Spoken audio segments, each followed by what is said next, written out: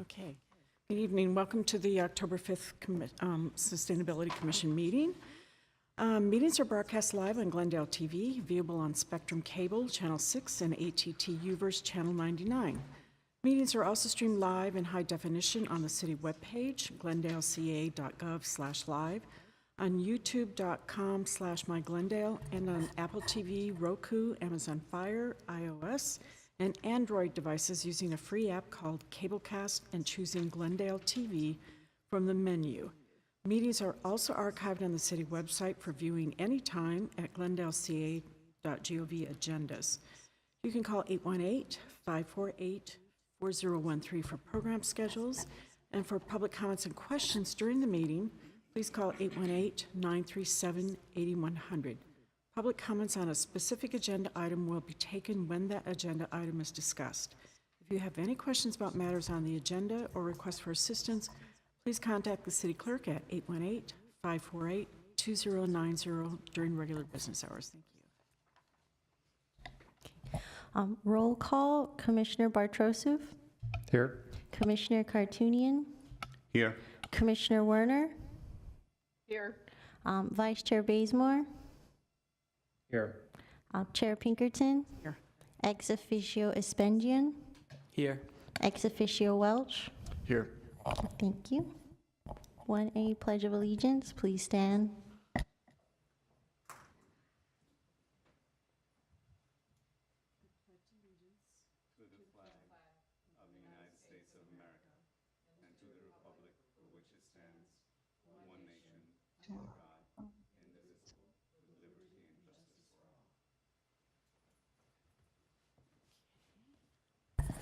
Now I'm going to read the land acknowledgement. We would like to acknowledge that we're holding this meeting in the city of Glendale on the traditional lands of the Gabrielino Tongva people. We would like to pay our respects to the elders, both past and present, and the Tongva communities who continue to be stewards of this land. We encourage our audience to learn more about the Tongva tribe and the many indigenous communities in California and beyond. You can find a list of books and resources at eglendale.lac.org/Native American 2022. Thank you.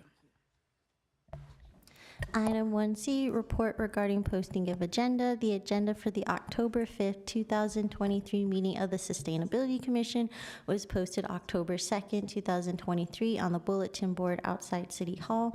Next item is 2, approval of minutes. 2A, approval of the minutes of the Commission regular meeting held September 7th, 2023. Does anyone have corrections or comments? Okay, I just move to approve. I'll second it. Roll call. We have Commissioner Bartrosov. Yes.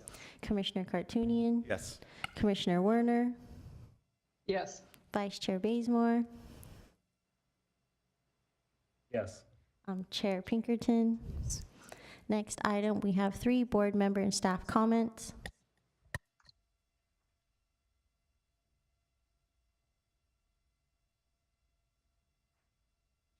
Any comments? Okay, seeing none. Thank you. Next item is 4, oral communications. Discussion is limited to items within the jurisdiction of the Sustainability Commission. Each speaker is allowed 5 minutes. Sustainability Commission members may question or respond to the speaker, but there will be no debate or decision. The matter may be referred to staff for investigation and report. And at this moment, Chair, we do not have any callers on the line. Okay, let's move on. Next item is 5 action items. 5A, updating and expanding Glendale tree protections. Good evening, Chairperson Pinkerton and the Sustainability Commission. I'm excited to say that we have Public Works here today to discuss an update and expanding the tree protections within Glendale. I'd like to invite Mr. Emrani, Director of Public Works, to introduce this item. Good afternoon, Madam Chair, members of Commission. I am here today very excited to be in front of Sustainability Commission again. We were here, I believe, a couple of years ago discussing this item. And this item has had a long journey going in front of the City Council several times. We've made some updates, we've amended it, and we are here to present you with hopefully a version that has incorporated everyone's comments, including the council and the commissions. And with that, I'd like to introduce Mr. Lauren Click, our urban forester, for a short presentation.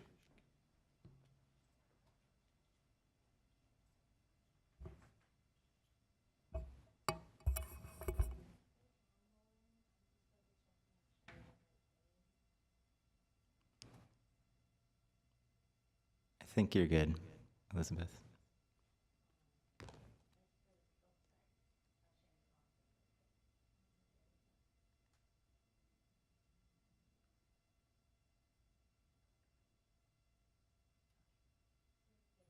Okay. Good evening, Chairperson Pinkerton, members of the Sustainability Commission. My name is Lauren Click again. I'm the urban forester with Public Works. As background, next slide, Elizabeth, please. In 2021, Council requested a report on the state of our urban forest. At that time, Public Works presented to Council, and we did return a few times based on Council's questions, some updates that they wish to see at each meeting. We did discuss an enhancement of our city's tree ordinances. Our most recent visit to Council was on March 23rd of this year. At that time, we proposed a program of enhanced tree ordinance protections. Council did request further refinement and gave us instructions to come to your commission prior to our return to Council. Thank you. So Public Works has proposed changes to 4 portions within 3 titles in City Code. So those would be 2 that are administered by the Community Development Department, so Title 16 subdivision and Title 30 zoning, as well as our 2 portions of Chapter 12, which are the street tree ordinance and the indigenous tree ordinance. Next slide, please. Within the Title 16, Title 30, we reviewed with our colleagues in community development as they do administer these codes. We looked at all of the portions of these. We ultimately found 6 codes within these sections, which had some outdated or incorrect language regarding protected tree size. So we've corrected those, or we recommend the correction of those. We also added some clarity in terms of plan requirements and how trees would be depicted on plans, because there was some gray area. So we recommended changes to resolve that. An area that we did recommend significant changes was related to codes regarding parking lots.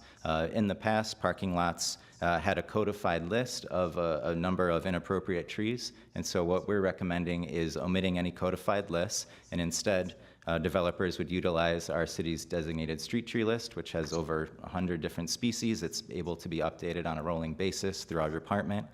The idea would be that there's more diversity available to the parking lot developers, as well as better climatic suitability. We did present these modifications to the Planning Commission on February 1st of this year. They did recommend the adoption of Council, and when we went to Council, they didn't have any additional comments on this portion of the topic. Next slide, please. So within the 2 parts of the 2 ordinances that Public Works administers, we looked at some of the problems that we face, or we feel we face, in terms of implementation, gray areas where we don't feel like we're able to adequately protect our trees. And of course, anytime there's a damage to a tree, we feel like we there's something that can be improved. And so what we did was we worked very closely with the city attorney's office to look at what specific language would correct some of these outcomes that we want to avoid, where we're not able to, in our mind, make sure that these violations are being able to be followed up on.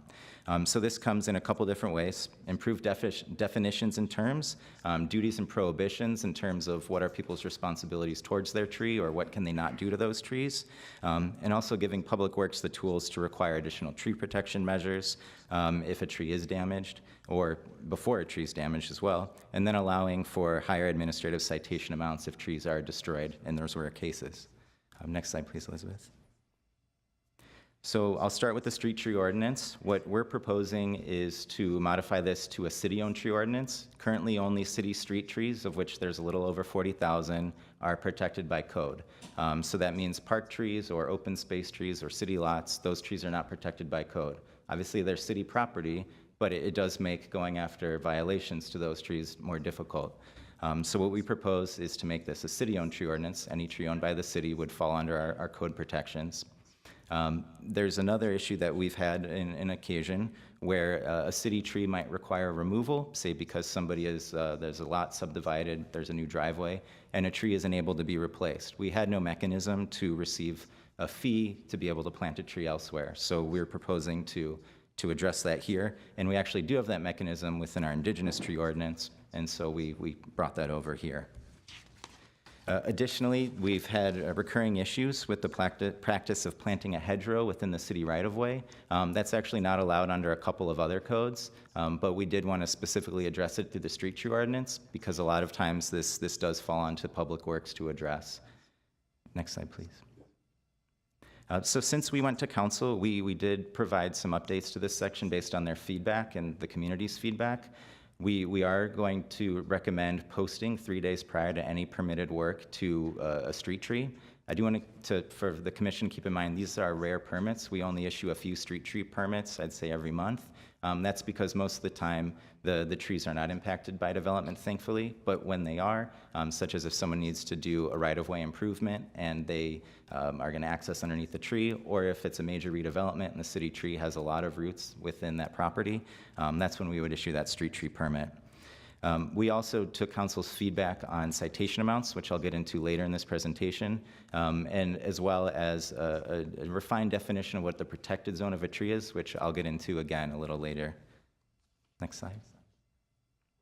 With our indigenous tree ordinance, we protect 6 trees in Glendale. This includes private trees, so private property is protected if it's an oak, bay, or sycamore, and we have a couple species of oaks protected. So we looked at this for the same things. How can we increase the efficacy of our ordinance and increase clarity? One of them is emergency removal. If there's an emergency where a tree is in immediate hazard of falling or it already has failed, they're exempt from permit requirements to resolve that danger. However, we did modify the way that we need to be notified in the city to make sure you're not able to falsify that. In addition, we did look at how we approach replacement trees. So we are recommending a minimum size for replacement trees, as well as location requirements. The city has robust programs to plant trees in the public right-of-way, and the intent of our ordinance is to maintain the presence of these trees on private property, and that wasn't in our ordinance beforehand. So we want to make sure that's clear. In addition, we do suggest adjusting our language in our city fee schedule to give room where, if necessary, the city could assess fees for establishment watering, as well as maintenance for establishment when we do plant an in lieu tree, when someone can't plant a tree after that's been removed by either allowed or illegally. Next, the pest infestation. That's a valid reason to remove a city tree if there's no other options. But we did want to make this clear for the indigenous tree ordinance, especially as we do have some pests that are affecting some of our indigenous trees. The last item we're updating, or recommending for update, is arborist reports. Now, arborist reports from non-city staff are a really vital part of our process. We rely on these experts to perform in-depth assessments of trees on a given property, provide recommendations on their care, tree protection measures for development, and typically those arborists writing the reports, if it's required, might be hired by the developer or the owner of the tree to supervise stages of construction. But what we're asking for is tightening some of the standards that have been written before. And so we think that'll be improved reports that'll help our residents, and it'll also help staff make sure that we're getting the right information from folks. Next slide, please. Now, since the council meeting, we took, again, council and community feedback. We are recommending the same changes as with the street tree ordinance, so that would be a 3-day noticing period at minimum prior to any permitted work.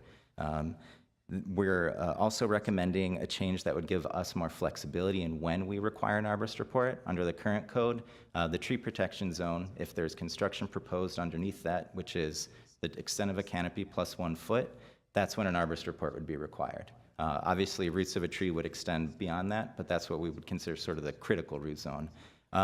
However, it is oftentimes trees might be in a group, and so their canopy is irregular. And so if you think of where the canopy is versus where the tree protection zone should be, where instead of a perfect circle, it might be a little more irregular. And where there's an industry standard method of determining based on trunk size where the critical root zone likely is. So we want to be able to include that for protection.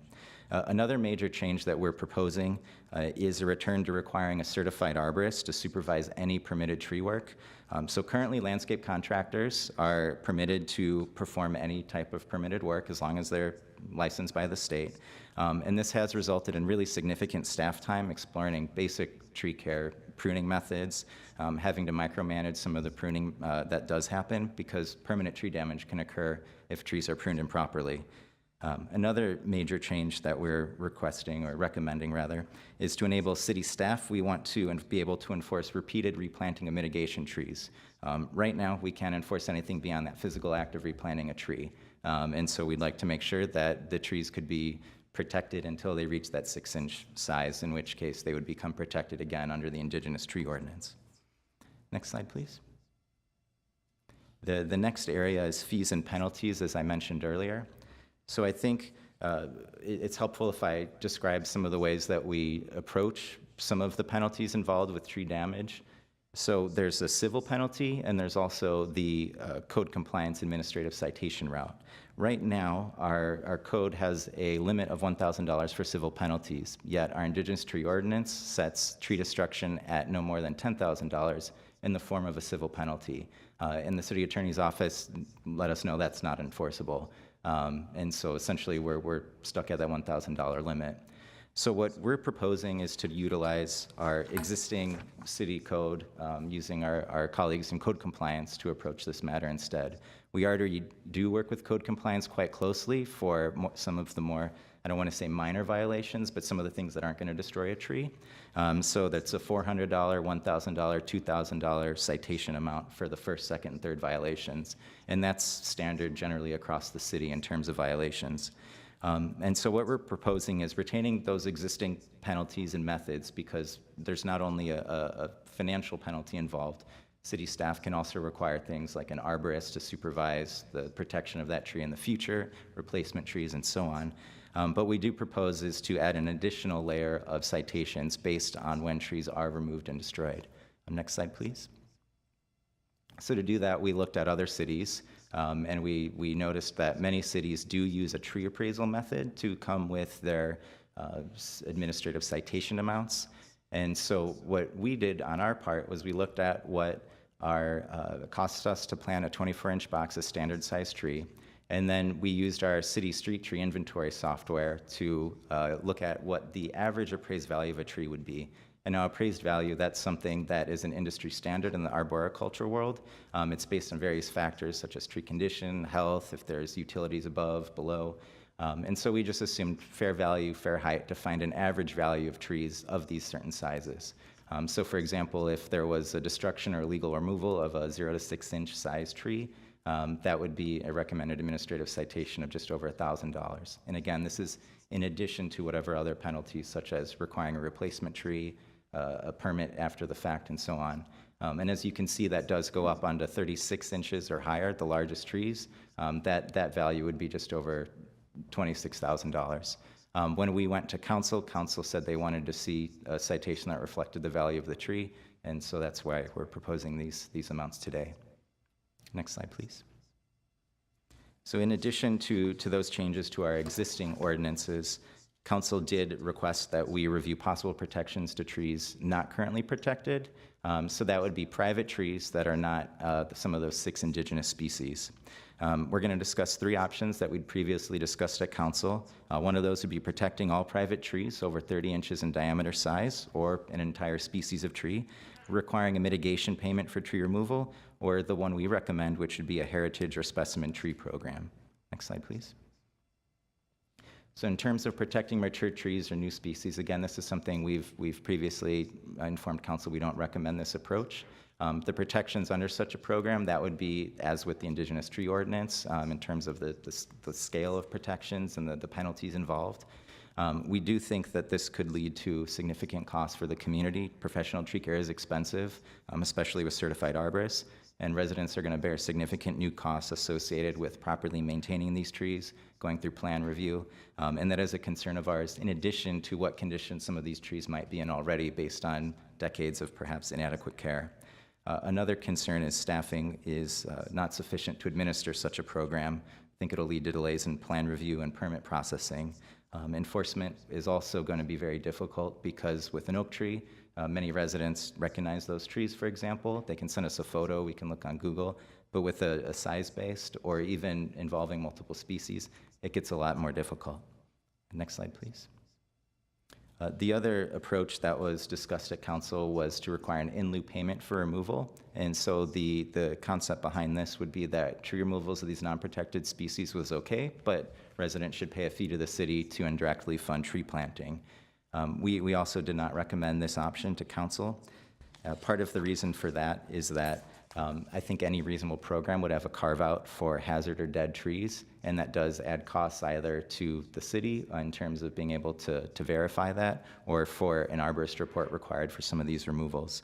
Another concern is, again, that this could deter people from planting trees altogether. We have seen this with our indigenous tree ordinance, unfortunately, because we do have an in lieu mitigation option where people pay a fee to the city, and more people are choosing to pay that fee to the city to plant a tree elsewhere.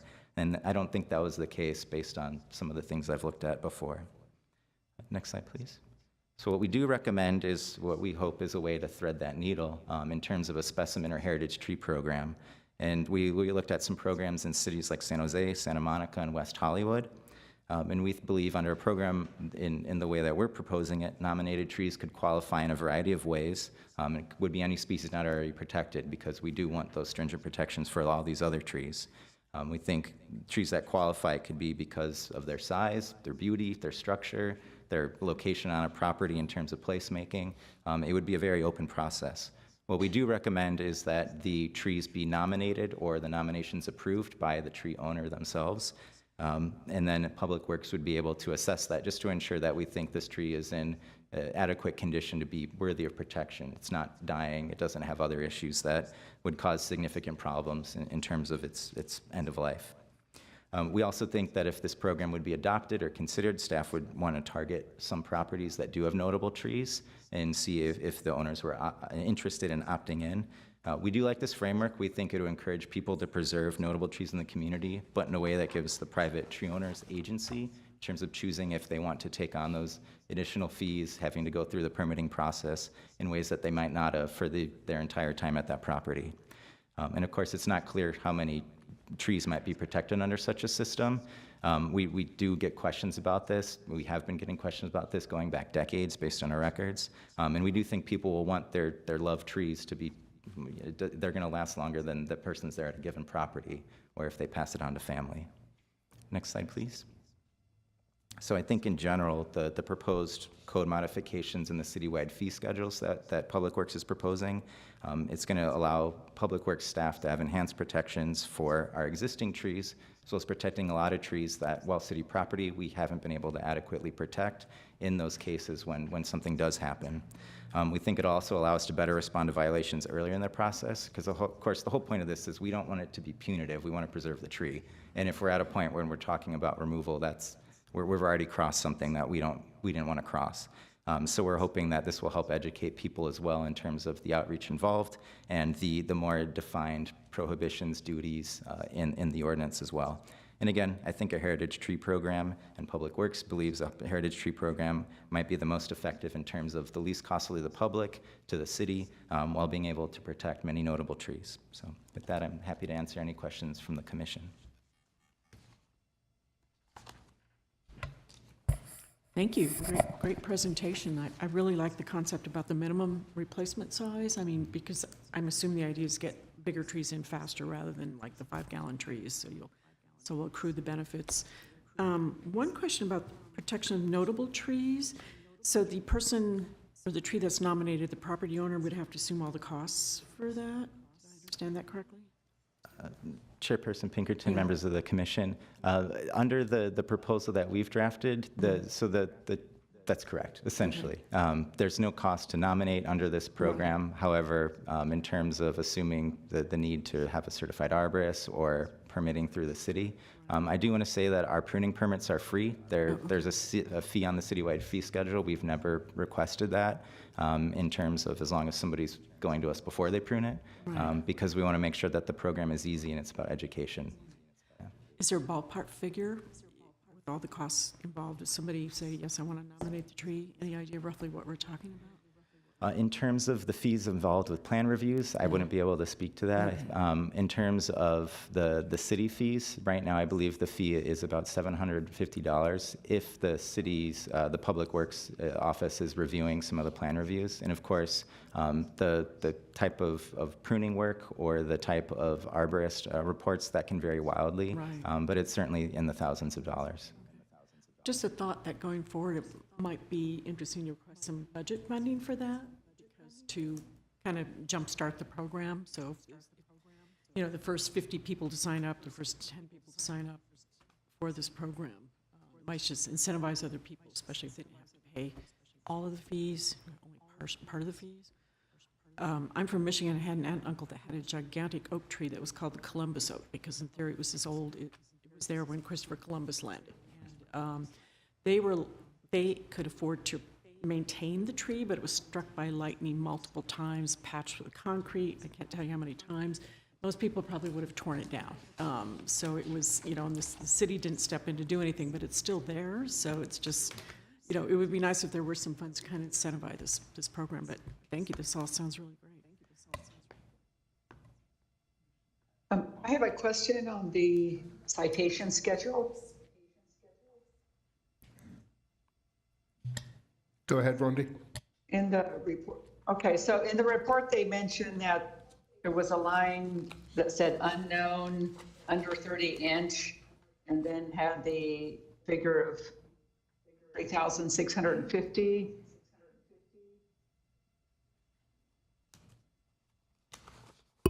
And I was wondering, what do they mean by unknown? Like if a tree is torn down and they didn't know what size it was? That's a great question, Commissioner, Chairperson Pinkerton, members of the commission.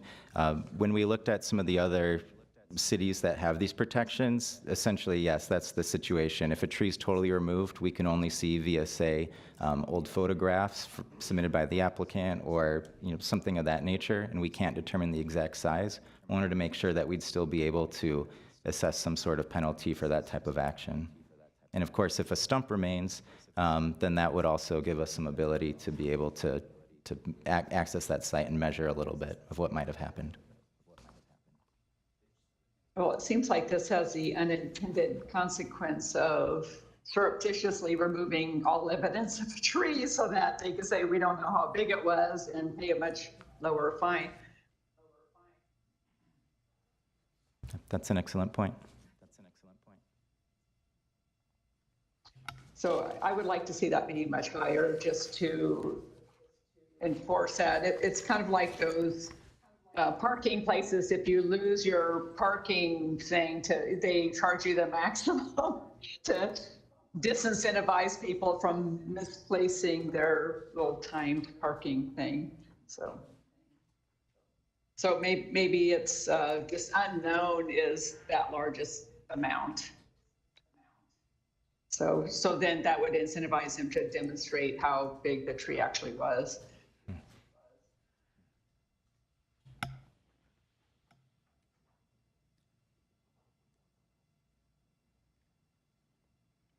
Question. So we know it was under 30 inch if we don't know how big it was.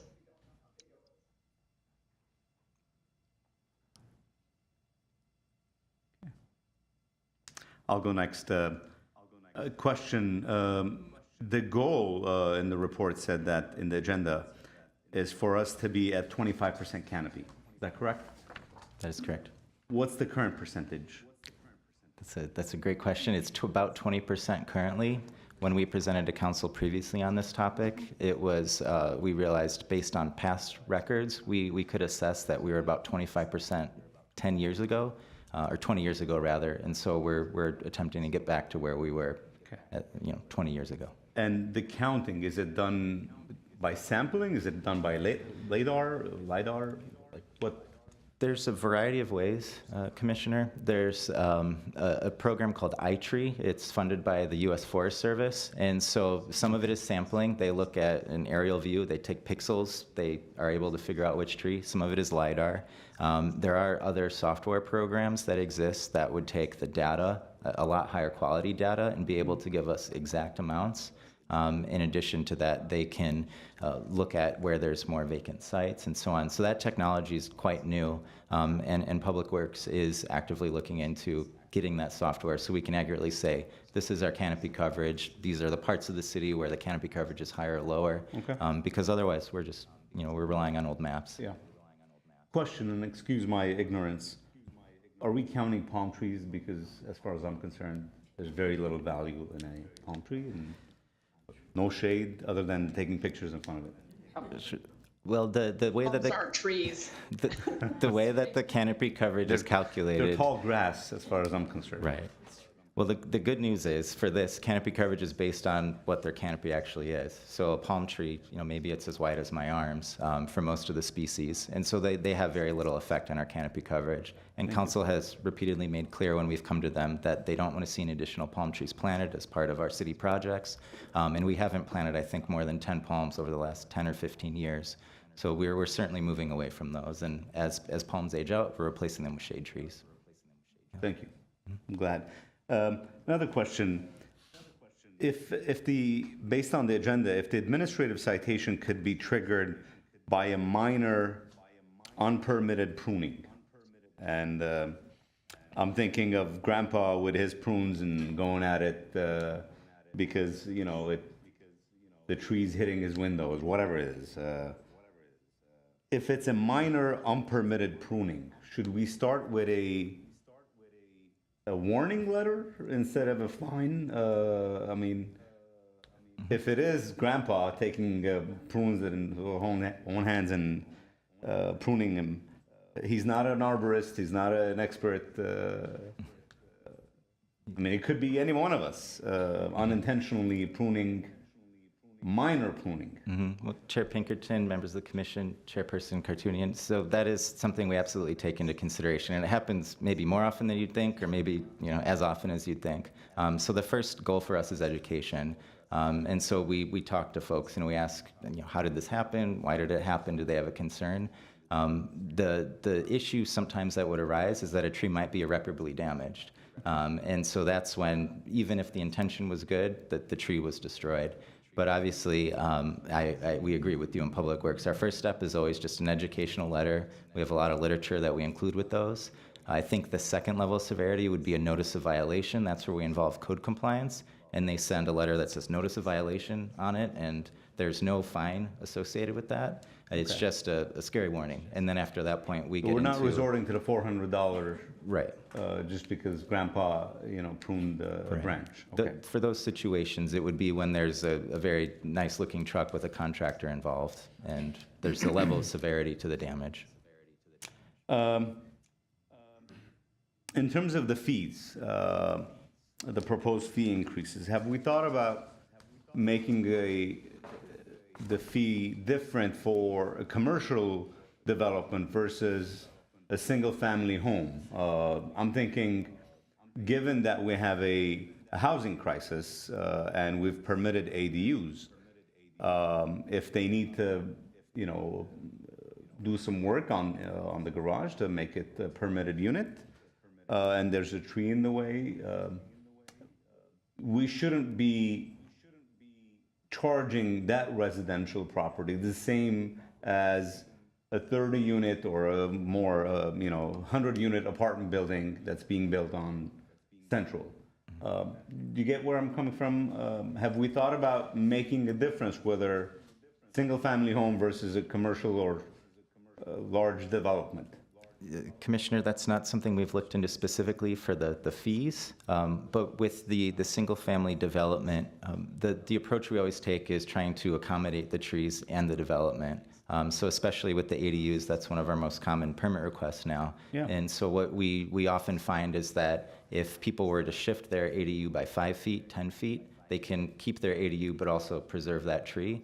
And we are getting more requests for a garage, for example, where someone would like to legalize it for living in, and sometimes that might just involve the removal of a few limbs of that tree to accommodate that. And that's something that we always work with applicants on, and if they need an arborist, we work with their arborists on. But in terms of the illegal removals, this is part of the plan review process. We want to meet with the folks early on to say, here's what you can do, here's what you can't do. And the planners are very good at directing folks to us to consult with them on site. Okay. Last one, if I may. You mentioned trees in parking lots. What happens when a business, whether the business owns the property or they lease it from a landowner, doesn't maintain it? I'm thinking of big box stores in Glendale. They get away with, they've gotten the permit. They've been in business for 10 plus years. But the trees are half dying, half the car ran into it and they've removed it. They get away with it. I can name a few big box stores that have gotten away with this.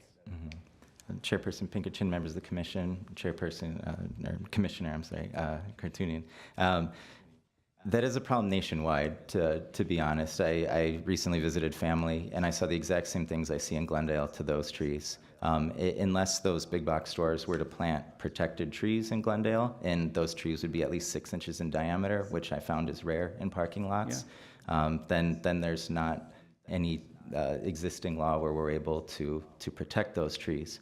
One thing that we do work with our planners on is encouraging design of the parking lots in a way that the trees can grow larger. And so, for example, we've looked at some of the larger parking lots where the median, say, with some trees in it, that's adjacent to our public right-of-way. And so the idea, hopefully, that those trees would be able to access that water, that soil space, and be able to grow larger. And so that's one approach we've taken, but it is a small approach. Otherwise, there's little we're able to do on our end with some of those pretty egregious. What bothers me particularly is that the same big box stores have done a better job in neighboring cities. And they maintain the trees, and maybe enforcement is a little bit tougher in neighboring cities, but some of them have gotten away with it because they know no one's going to pay attention, especially if it's at the fringes of Glendale. I'm talking San Fernando or at the edges of Glendale, we pay less attention, it seems like. That's all I have.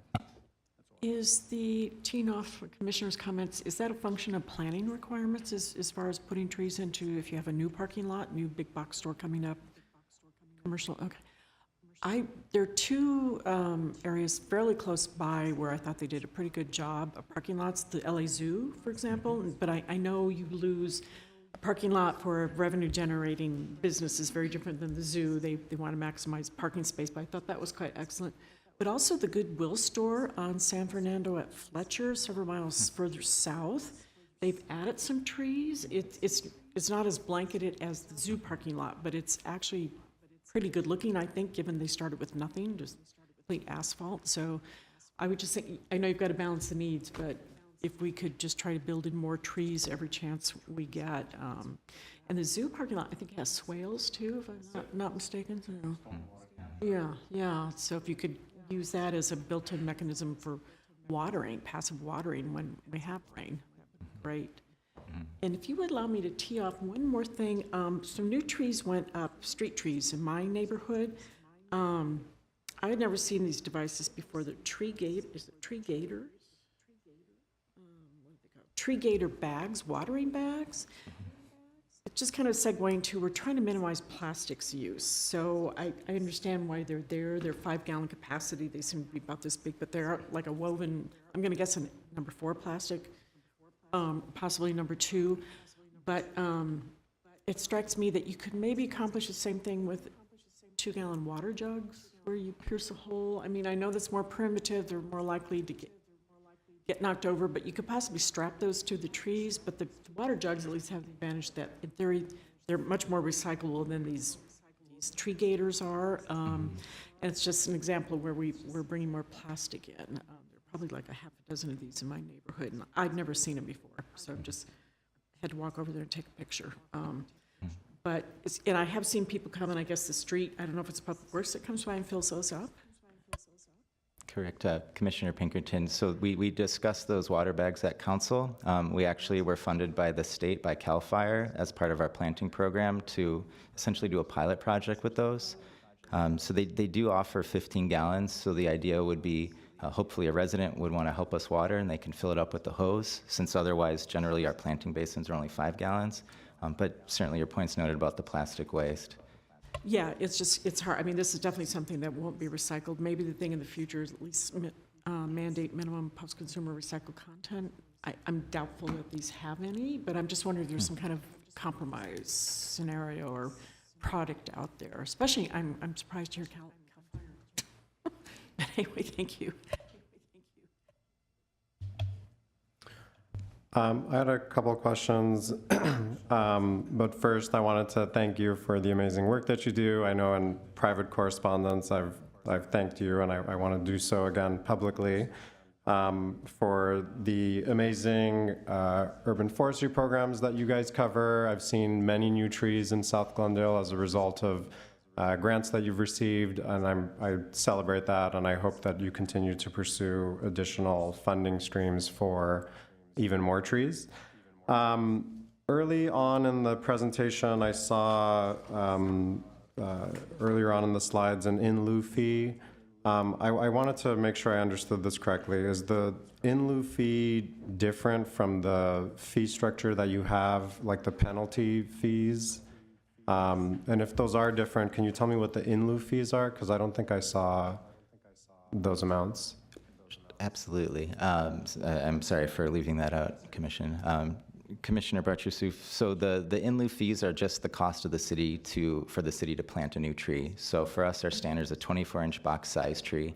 Currently, that cost is $390, but that is inclusive of a warranty program. So for 3 months, our contractor would water that, provide mulch, provide stakes. So we believe it's currently a fairly good deal. And so for those cases, that is when the tree is an approved removal, but there's no space there for the resident or for us to plant a replacement tree. So the resident would, as part of their permit fees, pay a mitigation fee of that amount, $390, and then we would use that indirectly. It goes into the general fund, but we just factor that into our budget to go plant trees elsewhere. So the penalties are only for cases where someone removed the tree without permission, or they knew that they needed to ask for permission or go through a process and didn't do so. Okay, so the in lieu fee is for new trees, newly planted, or what would be newly planted trees. Okay, got it. And then I know you made a distinction, and it sounds like staff is not recommending a pursuit for non-indigenous trees. I know that, over time we have placed value on indigenous trees for obvious reasons, native habitat and all that. I feel like now, in this context of sustainability and our heightened interest in providing shade in these urban contexts, I feel like we should be looking at ways to expand and protect what existing shade there is. And shade is provided by things that are obviously other than indigenous as well. So I'm just curious, has there been thought given to that? And is there something to be said about the amount of shade that any particular tree provides and protecting trees based on their value in terms of shade rather than just strictly whether the tree is indigenous to this habitat or not? Commissioner, these are some things that we have considered. I know in our past discussions with council, some specific species, all of them quite large, were discussed. What the issue that we within Public Works and discussing with our colleagues in other departments was, again, the enforcement and the cost issue. I certainly agree with your point that shade's critical, and a lot of times those shade trees aren't indigenous. But in terms of some of the non-native trees, they are certainly more susceptible to some of our incoming pests, or in that they're less able to adapt, or there's similar ones nearby. One of the other concerns we have is just that we do have limited resources with staff, and we want to make sure that we can adequately protect the indigenous trees. as opposed to some of these others. But we do think that the Heritage Tree Program might be that good way to thread that needle, because certainly if a tree provides a lot of shade or is of that type of size, that's a tree that we would want to outreach and target to see if that tree could be joined into that type of program. Okay. I'll provide an extreme example just so that it's clear in people's minds. There's some trees that I think of like on adjacent to the Civic Auditorium parking lot at Glen Oaks, or I'm sorry, Mountain and Glendale. Is it Glendale at that point or Verdugo? I think we know which trees we're talking about. Those are not indigenous trees, right? They are not, but they are city trees. Correct. So in cases like that, I mean, technically they're not indigenous. They provide an extreme benefit in terms of shade, not only for people walking by, but also for folks in that parking lot and the general public. That's the kind of like the gravity of the situation that I'm talking about, is that like if we have these big trees, whether or not they're indigenous, I think we owe it to the public to dedicate some resources, perhaps as much resources as we are to some indigenous trees, to protect those trees as much as possible, because you cannot replace that tree.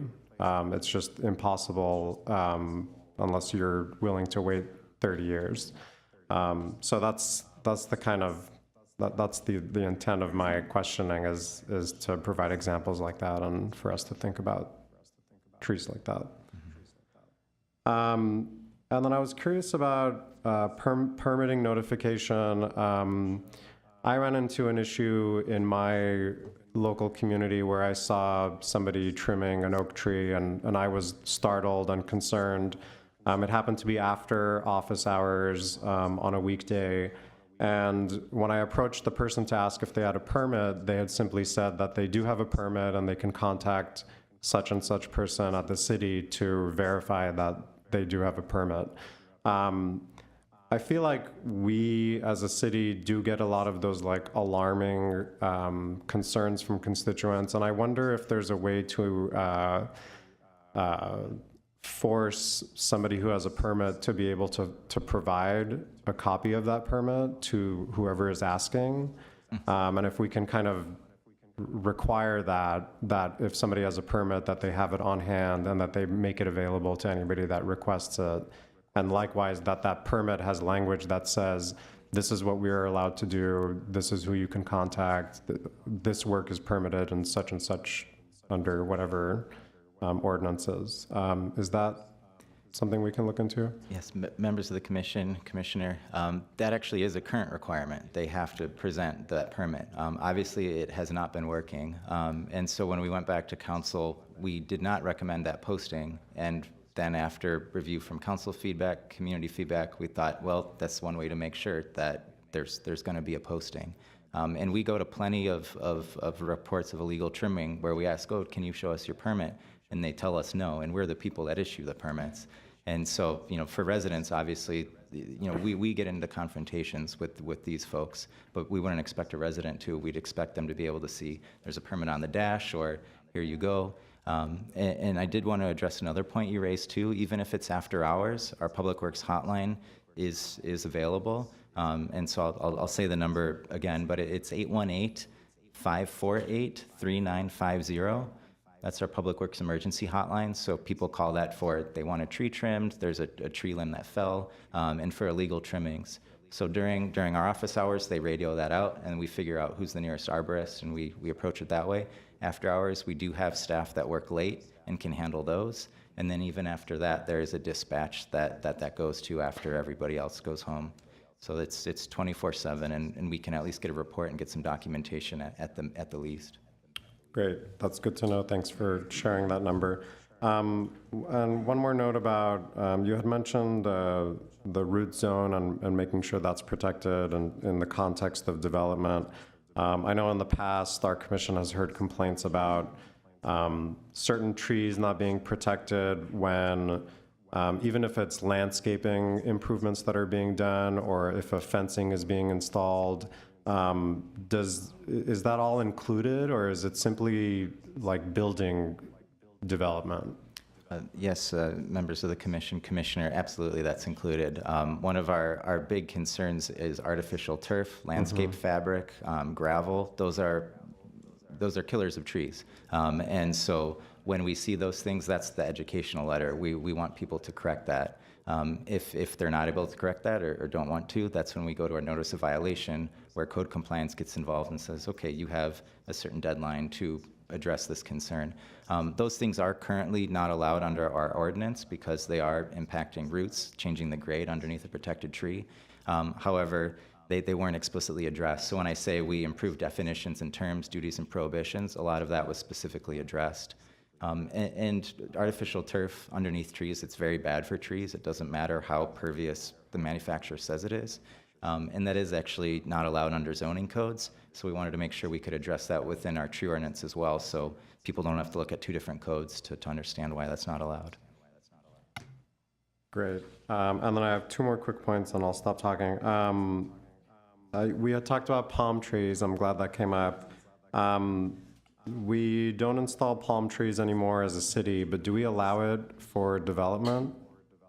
Or is it strictly prohibited even with permitted projects? Commissioner, on public property, we don't allow it. We still get plenty of requests. In terms of planting on public property, Public Works provides the species for that development. And so we tell the developers, here's the number of trees you plant, here's the spacing, here's the species type. On private property, we currently don't have any controls in terms of if they are able to plant palms or not. Okay, and I guess that's probably more of a planning issue. I'll bring it up to the commission because there are a lot of landscaping plans, particularly along the right-of-way, that I'm interested in that happen to be on private property. That's a big spider. I'll let you live if you go in that direction. So, and those are the instances that I'm curious about, and perhaps we can talk to the planning department about that. And then I had one more thing. So as far as enforcement goes for existing parking lots, for example, I'm going to call them out because it's particularly egregious. As Colorado and Chevy Chase, there's a Burger King that just hardscaped their grass perimeter and parkway. And they have no landscaping there. It's the most obnoxious looking property I can think of in the city. And I'm curious about enforcement. Is that something that your department handles, whether it's trees or not? I mean, obviously I think there should be trees, but I'd like to get that property up to code to the extent that we can. Commissioner, usually with those situations, we recommend that code compliance handles that first. If there are existing trees, we might have a role in that, but a lot of times there's other issues at play that in forestry and within our section of Public Works, we're not as well versed in. But in terms of if there's a tree well with artificial turf or new gravel or new pile of rocks, that's when Public Works Forestry would likely get involved, inspect, contact the owner, contact code compliance. Right. Okay, great. Thank you so much. And thanks again for all the work that you do. A follow-up question. With artificial turf, we obviously allow artificial turf in the city of Glendale. How close can they get to a tree before they choke it? That's an excellent question. Our zoning code says not underneath the tree plus 2 feet. And so you're not supposed to put artificial turf underneath trees plus 2 feet. So they actually have a larger root zone in that code. Within our ordinance, we don't allow any changes underneath the tree protection zone, which, as I mentioned, was the critical root zone plus, or the canopy edge plus 1 foot. Now, obviously, trees take a lot of time to manifest damage. There's probably plenty of properties that people can see that the trees look fine. They've had artificial turf. The danger is you can't see what's manifesting. I recall one tree removal call we had. It was an oak tree in a playground, and the playground was redone with artificial turf, and so the tree rotted, and the tree fell on the playground. And that's a great example of there were no external issues that you could see, but with the artificial turf or with gravel, landscape fabric, it's the same issue where the water isn't percolating down, so the roots are dying. The water that does get through, it gets superheated by that plastic or whatever the material is, and then those trees are more susceptible to the disease that affects them. So it's, it's a triple whammy, essentially, with these trees. So not underneath the canopy, plus 1 foot. Not just a tree, the whole canopy. All right. The other question is, how closely do you coordinate your work with Glendale Water and Power? Falling tree limbs cause outages, or, that's a common problem in addition to mylar plumes, but the, tree limbs into power lines is a major cause of outages. Commissioner, so I understand that squirrels and mylar balloons, those are the biggest issues, and the other issue is palm fronds. That's part of the reason that GWP actually funds our palm pruning program. And so we prune the majority of our city's palm trees on an annual basis, because palm fronds can sail a significant distance.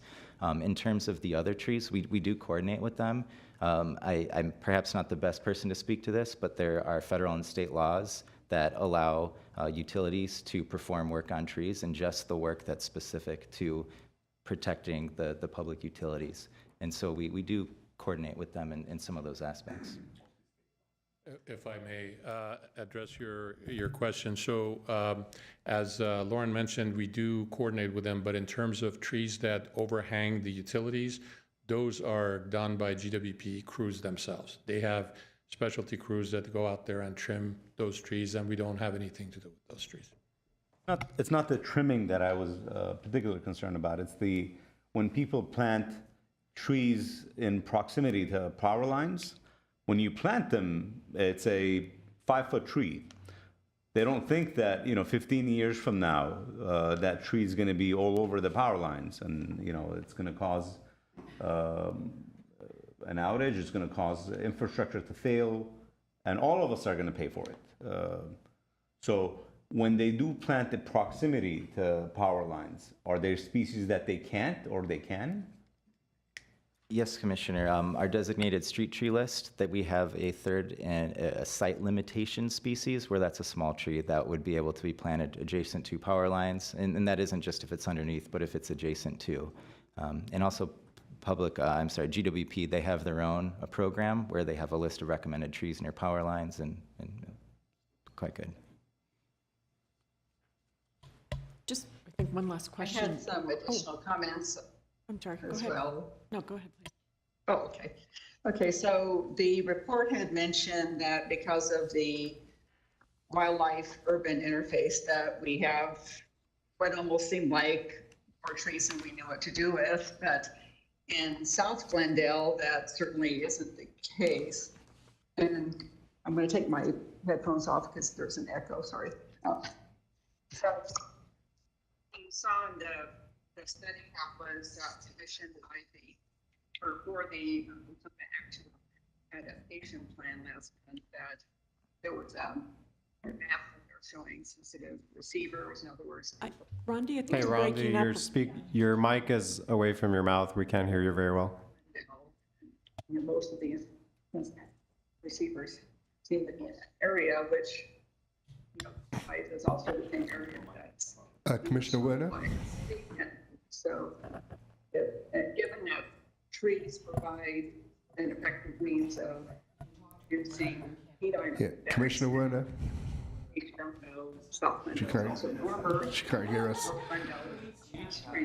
It just seems like we have a moral obligation to try to protect every possible tree, especially in South Glendale. So I just don't think that it's unreasonable to add a couple more species to the very small number of indigenous trees that we're protecting at this time.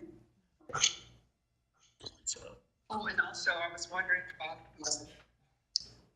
costs. But as someone who has bought millions of dollars in trees for my I know that transportation I didn't see anything about freight costs, so perhaps costs the same, or the larger numbers, proposing about transporting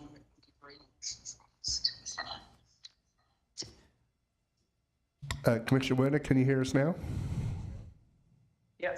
Unfortunately, we could not hear your comments. Oh, shoot, okay, so my microphone is. Yes, so if you could repeat those comments, we'd be most grateful. I'm sorry, okay, yes, I'll start over. Okay. Yeah, the report had mentioned that the wildlife-urban interface means we have like all these trees, but that interface is in North Glendale, not in South Glendale, which is very shy of trees. So we have also higher temperatures in South Glendale. And according to the map we saw last month, in the report that's commissioned as part of the Climate Action and Adaptation Plan, we have a large number of sensitive receivers, in other words, people who are particularly vulnerable to the effects of climate change in that area. So it seems to me the city has a moral obligation to protect as many existing trees as they can. And it doesn't seem unreasonable to me that they should add a couple more species to the indigenous tree ordinance and to provide whatever protections they possibly can. And then the other question was on whether the cost matrix includes the delivery cost of the tree. I have bought millions of dollars of trees in my life, and I know that can be a significant cost, like pilot cars for really big trees and things like that. So I just wondered if that was factored into that. So, I mean, the report seemed very comprehensive, but I just don't feel like it addressed the climate benefits of trees enough and the urgency of protecting all the trees that we can. Chairperson Pinkerton, members of the commission, Commissioner Werner, I take your point on the South Glendale. Most of our grants from the state and the federal government are concentrated on that area because they simply don't offer funding to other parts of Glendale. Certainly with private trees, there are some opportunities there for protection. That was our intent behind that Heritage Tree Program, in terms of a very open process where it doesn't necessarily need to be a large tree. It would just be a tree on that property that has that impact to that property or adjacent areas. In terms of the canopy makeup of private property, we unfortunately simply don't know what our canopy is. And so I wouldn't be able to tell you if we protect a certain tree that would have an outsized impact to all of these areas. But certainly that's a well-taken point about the canopy coverage in South Glendale. And again, our approach has been to try to plant every single vacant site we have in that area, as well as look for opportunities to increase the planting sizes, or the planting areas where there's existing concrete. In terms of your question about the delivery fee, yes, yeah, you're correct. That is included in the fee, the $390, or some of the higher fees, that's also included.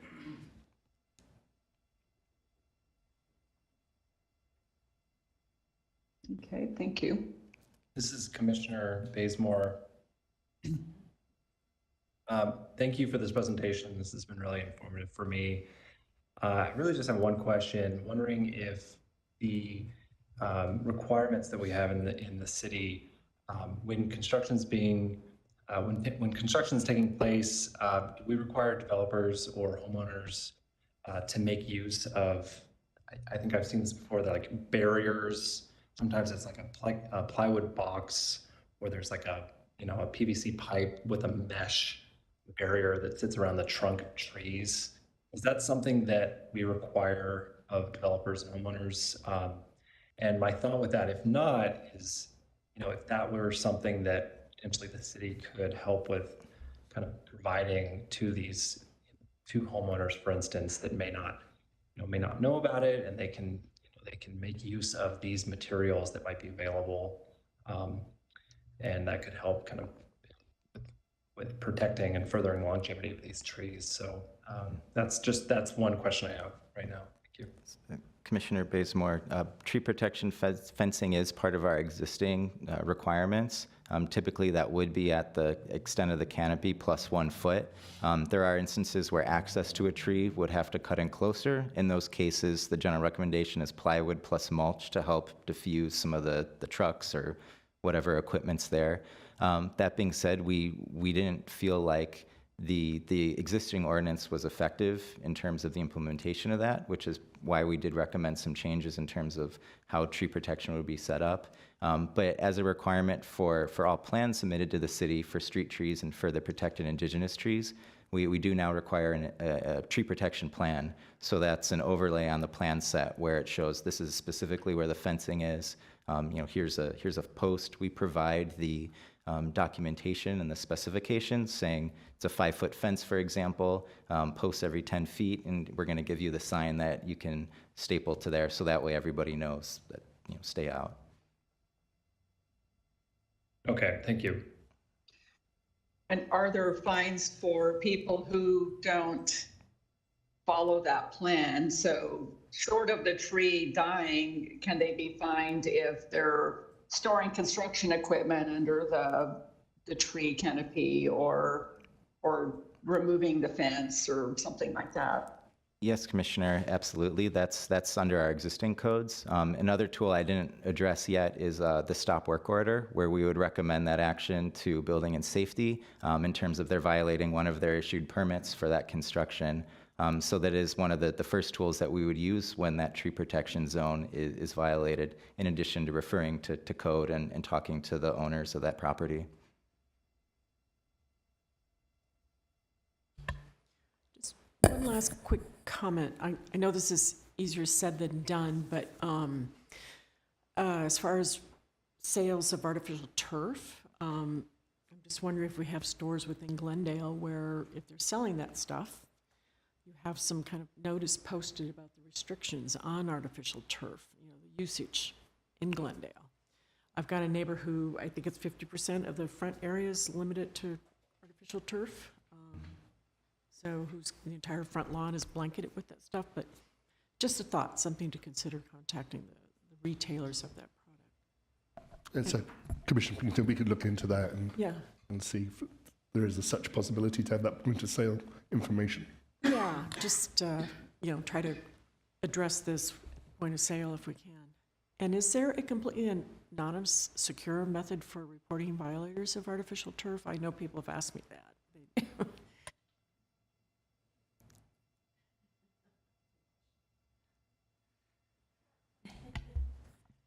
You can submit. Commissioner Chair, could you, I'm sorry, the sound above me isn't as good as the sound over on this side. I apologize, there's some zone, so I couldn't hear exactly what your question was, but I may be able to answer it. Sure, I've had neighbors ask me, is there a method by which they can report violators as far as people who, neighbors, et cetera, who have exceeded the restrictions on artificial turf in their own lawns? Is there a phone number where you can just leave an anonymous complaint?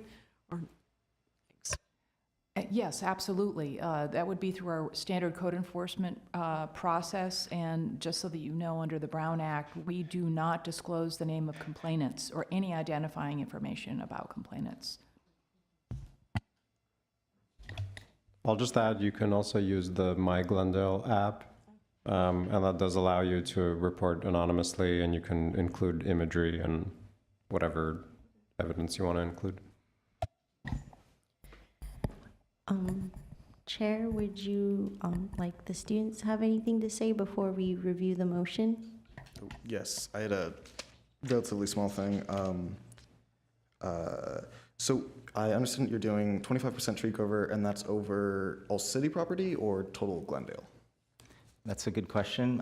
So the resolution passed by council was for the entire city of Glendale to reach 25% canopy coverage. However, our direction is to see what we can do to reach that within every census tract. So some portions of Glendale are well above that, for example, but we want to make sure that we can be at 25% or as much as we're able to otherwise. Okay. And then obviously you're using the your street tree list for replanting and that sort. What is the priority of, if I'm remembering correctly, there was also at least in the past, there was a resolution about a certain amount of tree cover of both indigenous and non-indigenous trees, like total tree cover, and then specifically indigenous trees. And like, what's the priority of using indigenous trees on those projects? Like, are we prioritizing that, or? Unfortunately, I think that question would be better addressed to planning. Our authority within Public Works is just to allow for species changes. And so how we're trying to create a little more diversity is saying, well, here's our list of all these trees, which does include a number of indigenous trees. And so our hope is that, and then that would give us a little bit of control on trees and parking lots if they were to plant an indigenous tree. But in terms of the other parts of your question, that would be for planning. Okay, yeah, I was just thinking about it because you were talking about the fact that it's hard to add additional trees to the native species since it requires fines and things like that, and it can disincentivize people. So I was thinking it'd be better if we were able to be the ones that are actually planting those as much as possible. Obviously, if that's planning, that's planning. I guess this might also be another thing for planning that I was thinking about, back to like the parking lots way back a while ago. I noticed like solutions for growing larger trees in parking lots, on sidewalks, things like that, is often the bed size, the amount of dirt they have is so small that it's like 6 foot by 6 foot, and the tree just cannot get very tall with that type of thing. So things like permeable areas around it, like bricks or things that allow water through and can be moved by roots. On parking lots, it's not as big of a deal if the parking lot isn't perfectly flat, especially in a spot where the car is being parked. Is that something that is allowable or can be incentivized? Unfortunately, I wouldn't be able to answer a majority of that question in terms of the design of the parking lot. However, I can say that when we provide comments on these types of situations, we do give feedback to planning and let them know this species and this space is not compatible. And planning will work with the developers for them to try again, essentially. Okay, thank you. So, Chairperson Pinkerton, I think we have a motion. Please, would you like me to review the motion? And I think Commissioner Werner wanted to add about the unknown under 30 inches into the motion, if that's correct, Commissioner Werner?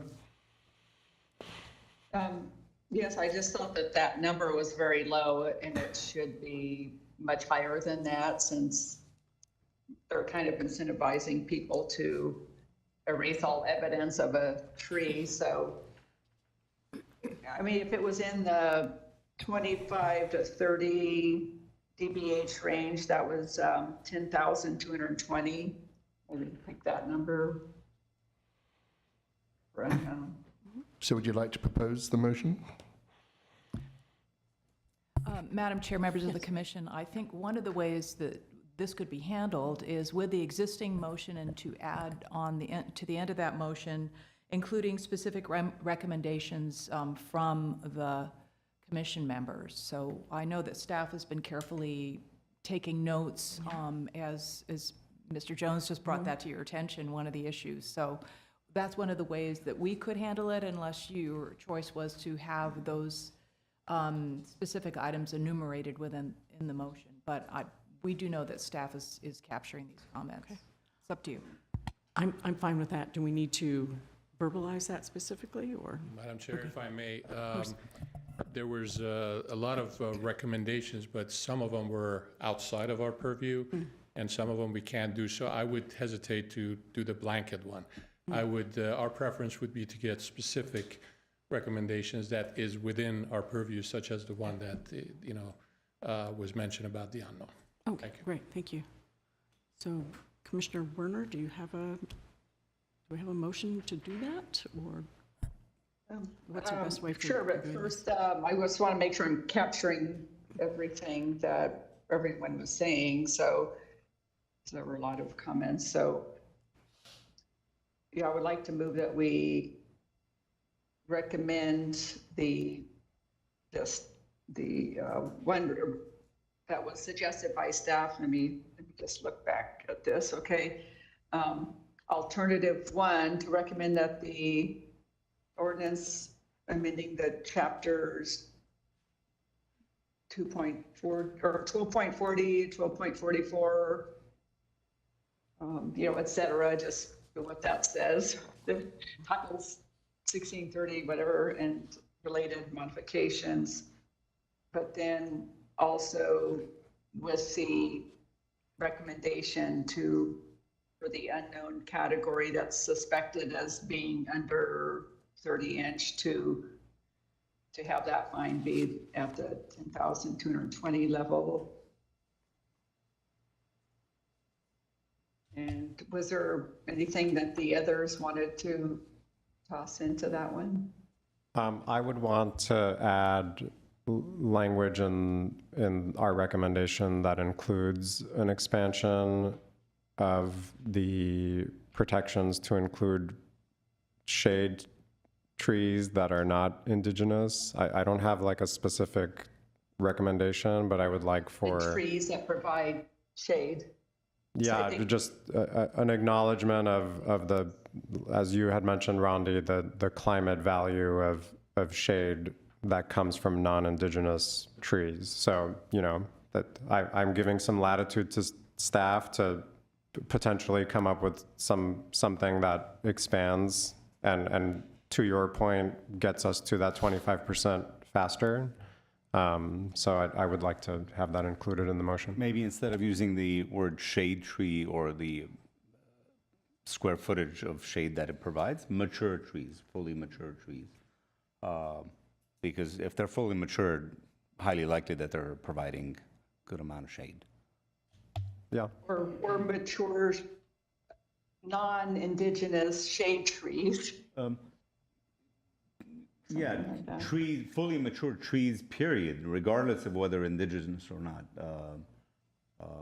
Case in point, the one off of Mountain in Verdure. It's a really good example, which needs to be trimmed. City. Yeah, if staff understands what I'm getting at, I don't need to get into the verbiage of it, but the intent is there.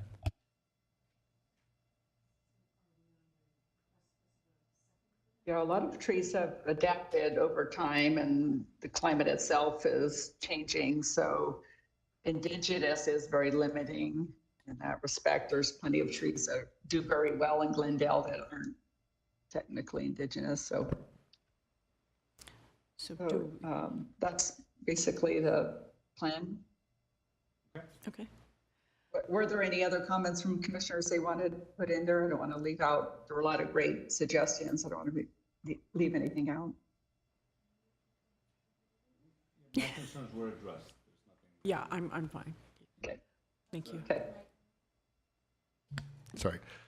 So the motion would be that the Sustainability Commission hereby recommends that City Council adopt the proposed revisions to Chapter 1240 and Chapter 1244 and portions of Title 16 and 30, the Glendale Municipal Code, and adopt related modifications to the citywide feed schedule as described in the October 5th staff report. Furthermore, the Sustainability Commission recommends that City Council adopt additional policy options as outlined in the submitted report, and that Commission add that unknown trees under 30 inches to have a fine be assessed at $10,222 and include expansion of protection to include mature trees or mature non-indigenous shade trees. Do we have anyone like to second? Second. I'll second it. Do you have any phone calls? We do not have any phone calls regarding this item. So roll call. Commissioner Bartrosov, Yes. Commissioner Kartunian, Yes. Commissioner Werner, Yes. Vice Chair Bazemore, Yes. Chair Pinkerton. Yes. The motion passes for this item. Thank you again. Great. Thank you very report. much. Thank you. And Chair, we actually had a caller back for oral communications, accidentally missed him. Is it okay for him to speak? Of course. Thank you. Okay, Appreciate it. great. Hello, Emmanuel. You're on the line now. Hello, Emmanuel? Hello? If he comes back online, would you like to hear him? I'm happy to, sure. Okay, Please, anybody- Manuel, when you come back online and you're available, we can put you on there. Okay. So next item is 6 reports and information. 6A, Rincon Consultant Scenario Planning for Climate Action and Adaptation Plan, Greenhouse Gas Reduction Strategies. Good evening, Chairperson Pinkerton and members of the Sustainability Commission. So we're very excited to have Rincon Consultants who have been working on a climate action and adaptation plan to present to you tonight. A little bit of the information about the work they've done so far, but also to work with the Commission and to look at different strategies and potential ways forward to reduce greenhouse gas emissions. So Rincon have, as they've been working with us for a number of months now. They've completed the greenhouse gas inventory, as we brought to the Commission a month or two ago. They've completed the vulnerability assessment. We've had a number of community workshops, and we're about to embark on an extensive phase of community outreach regarding the Climate Action Adaptation Plan. So we're now at the exciting point where we begin to look at developing those mitigation and adaptation measures based on the results of the greenhouse gas inventory and the vulnerability assessment, and we'd like to start that process with the Sustainability Commission here tonight. As I mentioned, over the next couple of months, we have a number of events. We have some virtual workshops, we have some in-person workshops, we have a number of 9 pop-up events and 10 other community events, which we'll be discussing the Climate Action Adaptation Plan. And we do encourage the community to come to those events. All the information about those outreach events can be found on our website, glendaleca.gov/CAAP, where all those outreach events can be found. But I'd like to introduce Mr. Ryan Gardner from Rincon Consultants to go over this next section with the commissioners. I'm sorry, I didn't catch your name? My name is Ryan Gardner. All right. Yeah, well, I've got a short presentation and then just mostly some information, a little bit of recap of what we talked about last time I was here. And then we're going to get into kind of using our scenario planning tool and having a little bit of discussion about what things move the needle on emissions and kind of high-level sectors, and then excited to get some feedback on areas where you're excited for us to look into and some, a starting place of ideas for mitigation actions. See if I can make this clicker work. It's on now. Okay. So I kind of just went through this, but we'll talk a little bit about climate change vulnerabilities in Glendale based on our vulnerability analysis. Talk about the greenhouse gas emissions inventory for 2021, kind of our current emissions scenario. And then we're going to talk a little bit about California's climate goals, what's currently codified by the state, the big levers that we can pull to reduce those emissions and reach the targets. We'll talk a bit about the framework that we've developed to kind of guide this measure and action development, and then we'll get into our Spark Tool activity. Next slide. So the climate in Glendale is expected to change over the next century and coming decades. We're looking at an increase from 3 to 35 days of extreme heat per year, which is pretty significant difference. An increase in days without rain per year of 15. And along with that, a 10% increased chance of wildfire. It's kind of driven by both of those things together. And then a 15% more rain when we do get rain. So those things kind of stack up to cause, potential landslides or flooding. So, a more challenging climate in the future. Next slide. And as a reminder, the greenhouse gas emissions portfolio for Glendale is really dominated by on-road transportation and building energy. And that is true for most communities in California. Solid waste, off-road equipment make up another 10%, 12%. And then a little bit of emissions from water and wastewater, but relatively low.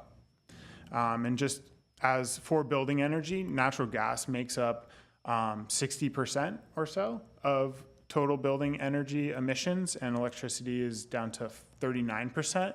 And that continues to decrease year after year because of the state's renewable portfolio standard, which requires 60% carbon-free electricity by 2030 and 100% by 2045. So eventually, all of the building energy will be natural gas. Next slide.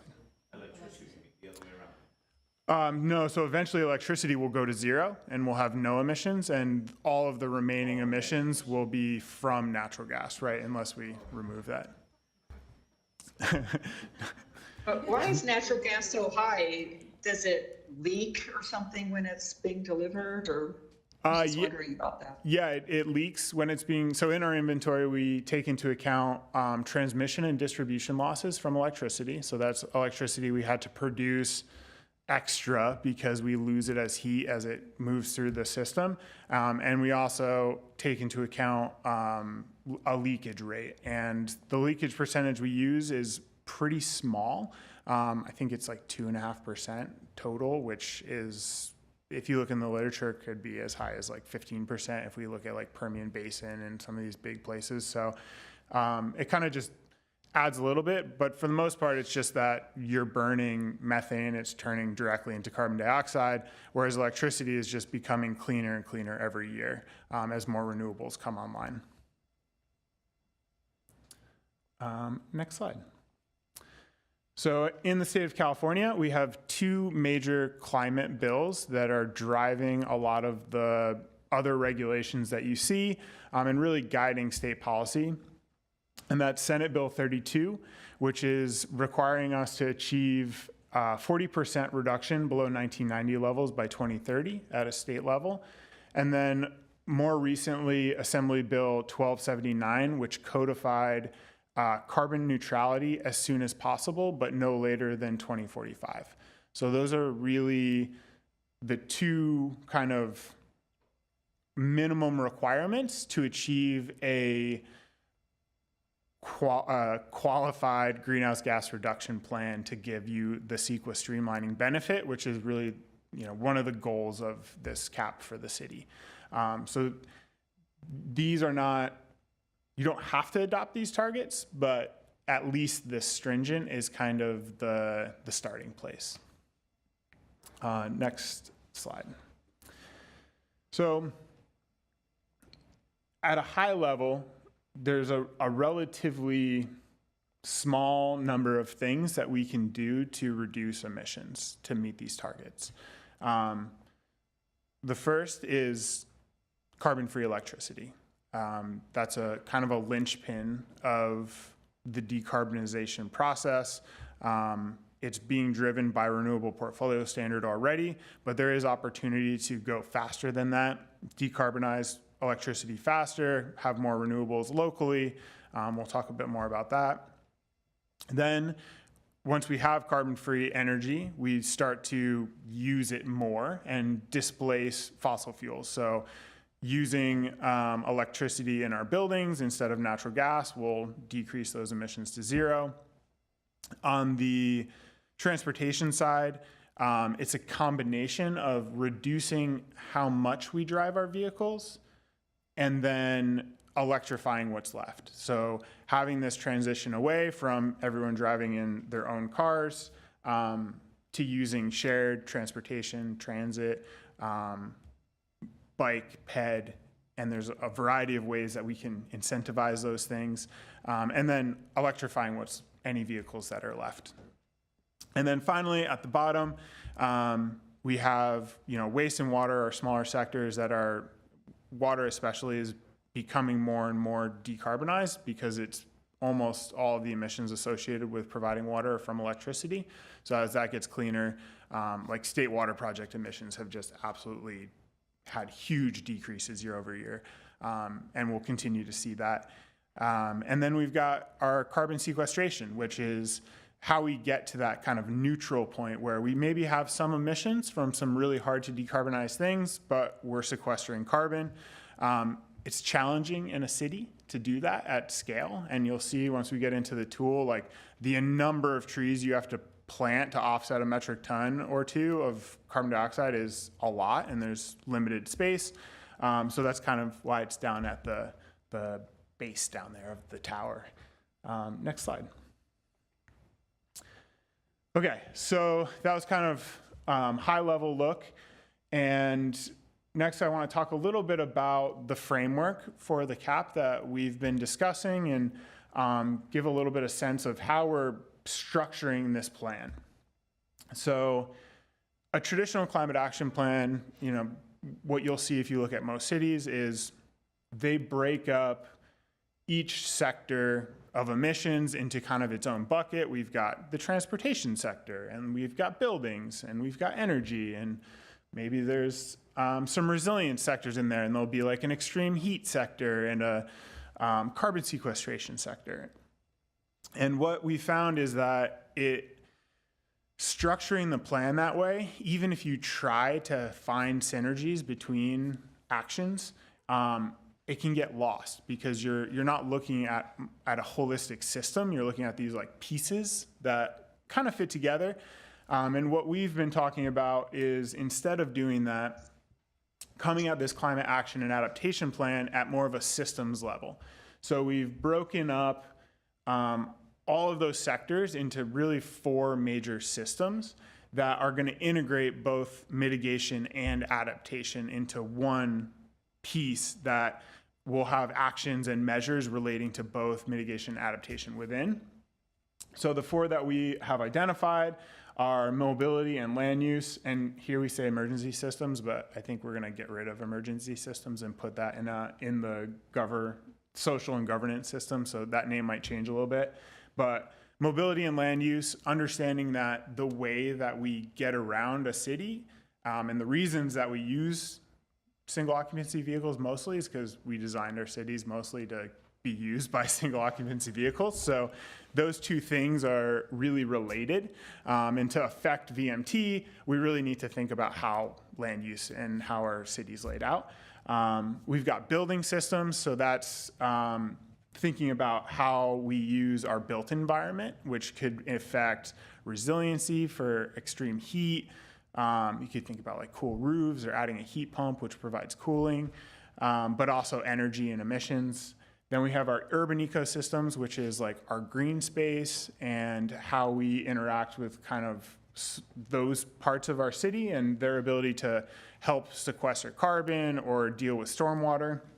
And then we've got our social and government systems, which is kind of the policies at the government scale, as well as ideas like social cohesion, which can provide a lot of resilience. Like, do you know your neighbor needs help if the power goes out or something like that? So we can start thinking about how like our community works in an emergency or something like that. Next slide. And I kind of talked through these, some of these examples, but again, for like building systems, this system, we would talk about carbon-free electricity and a resilient power grid. You know, are we going to be able to provide electricity in the case of a fire or a storm? What happens if we lose electricity? Efficient and weatherized buildings, making sure that when we do electrification, it's cost-effective because our buildings are efficient. Cool roofs, efficient water use, electric buildings. So these will all kind of be captured in that system. Next slide. So once we have these different systems that we'll be working within, we've kind of divided up 3 layers of how we define the steps or like what we're actually going to do in those systems. So at the very top, we'll have a vision, kind of a aspirational goal for like what this system is going to look like in 5 or 10 years, how we're going to change things. Then we'll have a bunch of measures, which will be really metric driven, like reduce natural gas consumption by X% by 2030, that we can do quantification off of. And then finally, we'll have specific actions, and these actions, through substantial evidence, will have to show that doing those actions will add up to the reduction that we're claiming in the measure. And next slide. So to help us develop these actions, we have come up with a kind of framework for action development that's broken into two pieces. On the one side, we have our effectiveness criteria, and this is based on what is actually going to allow us to get to that % reduction. So it's easy to say, hey, we're going to reduce natural gas consumption 25%.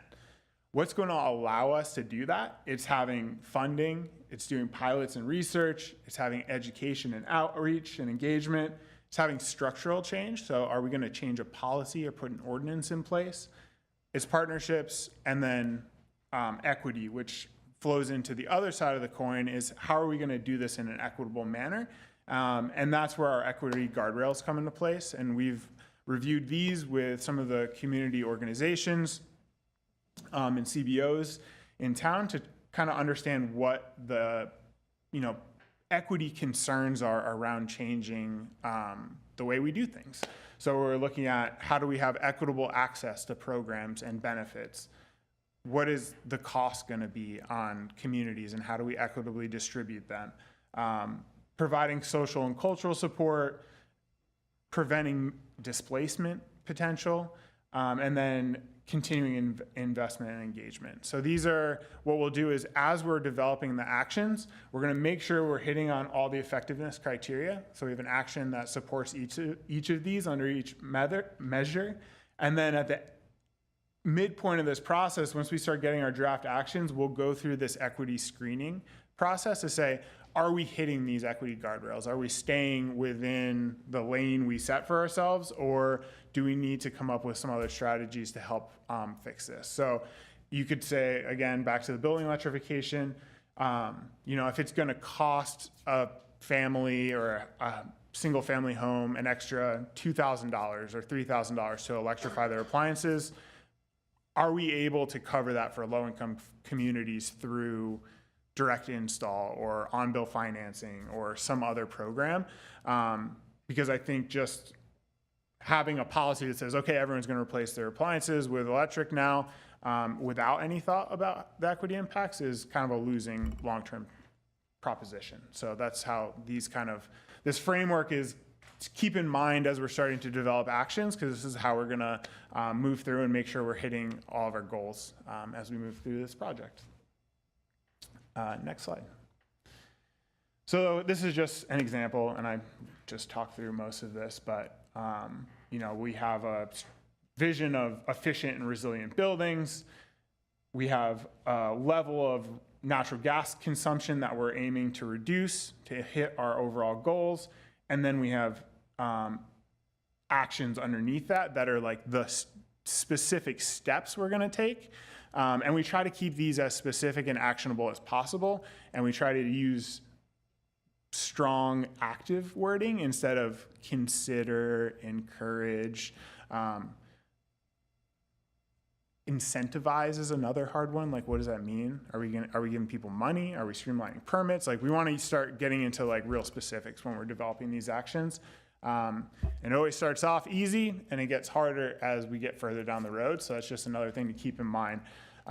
It's almost sometimes better to pull things out than to say, encourage or incentivize, because 5 years from now, staff who are maybe all different won't know what that word means and what was discussed.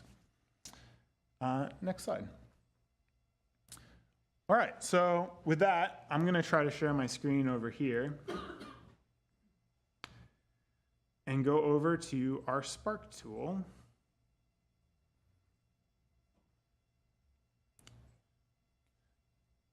You guys see that?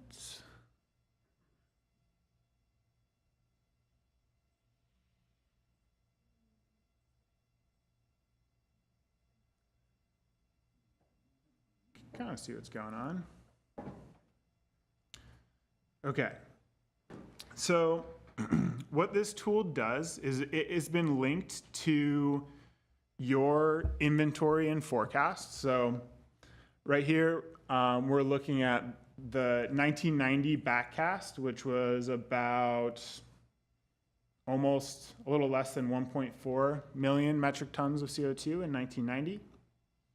And then by 2021, we're a little over 1 million. So we've had a pretty, significant reduction in that time. And we've really only been working on this since 2005 or 2008 or so, right?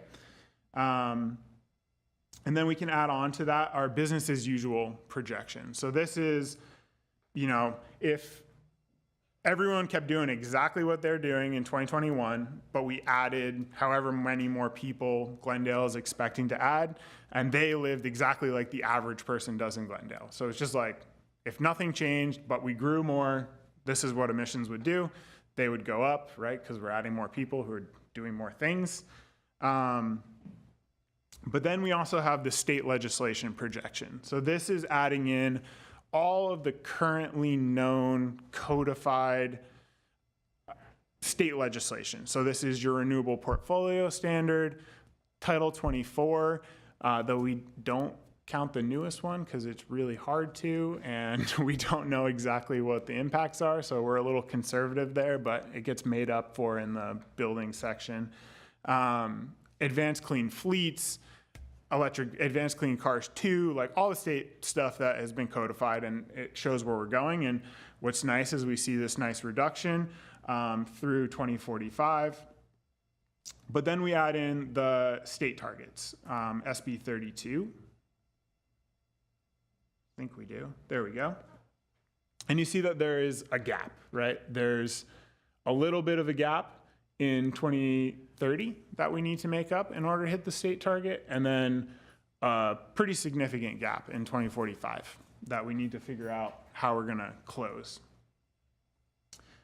So then we can add in our GHG reduction line. And what we've done is gone through each sector and put in a potential scenario for how we're going to reach this target for you guys to start with. And it's by no means final. There's a lot of flexibility to change around priorities and to look how these things impact. But this is what we think is a reasonable level of effort in each sector that gets you to your 2030 target.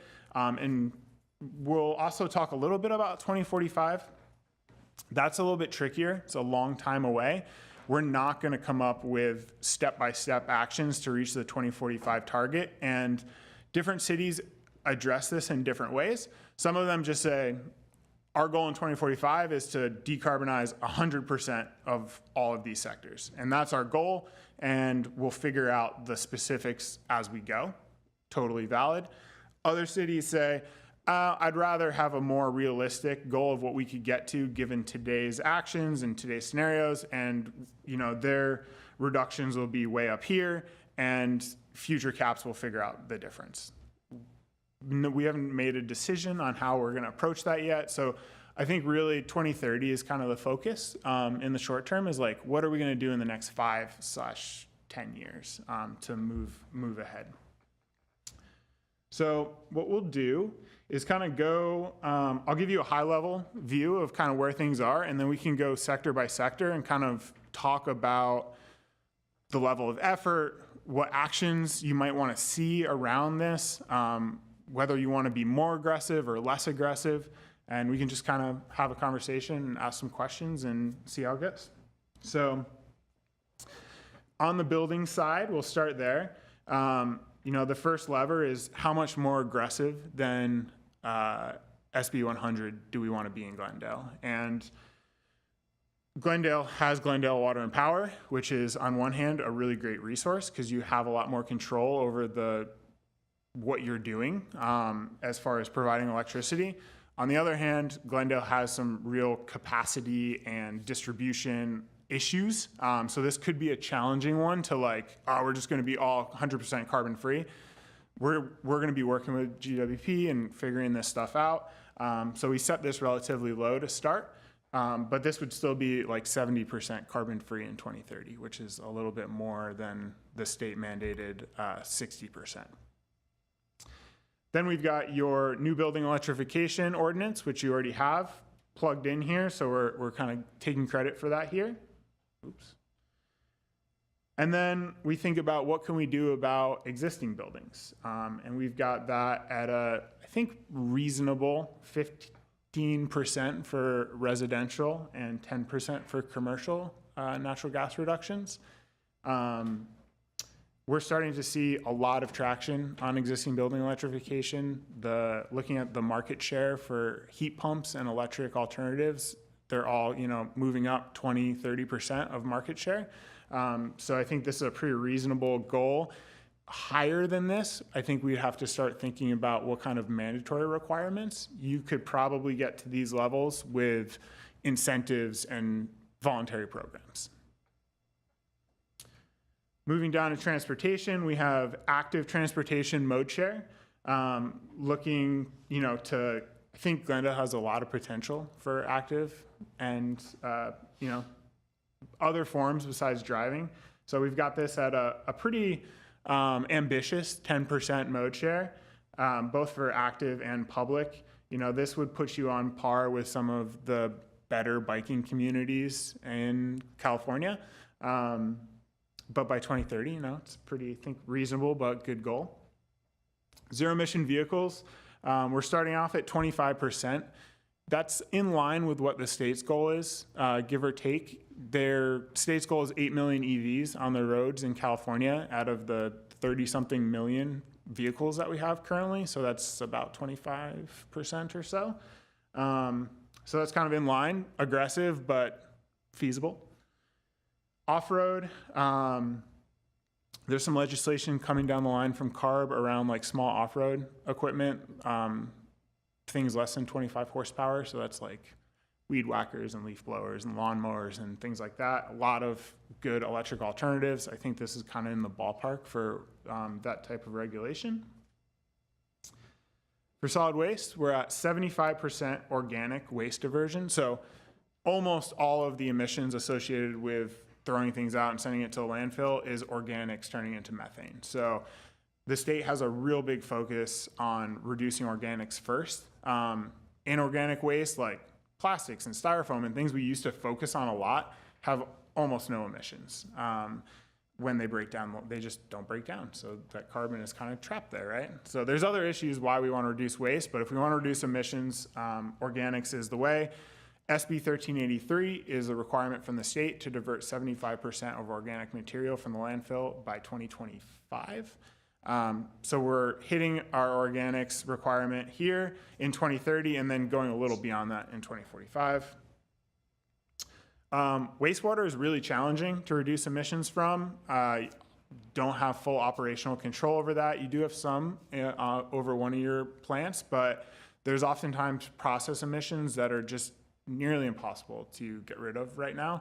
There are some cool things we can do with methane capture.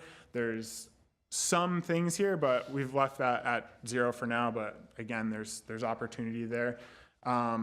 Water is a challenging space again, and we can see if you put this up to 100%, it's still like 2% of your total emissions reduction. So it's just hard to get a lot of emissions reductions there. But there are lots of resiliency reasons why we might want to be more efficient with water. So that is still something we can chat through. And then finally, we have our carbon sequestration. So these are how we're going to, get those negative emissions that are going to help us get to carbon neutrality.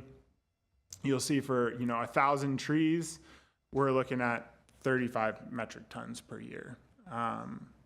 So not stellar, but it does, as we just talked through that whole presentation, there's a lot of really good reasons to plant trees beyond carbon sequestration. So, and I want to stress, we're talking about emissions right now, but this is a climate action and adaptation plan. So as we're going through these, thinking about how we're going to do these things in a resilient way is really important and is going to be a focus for us while we're putting this together.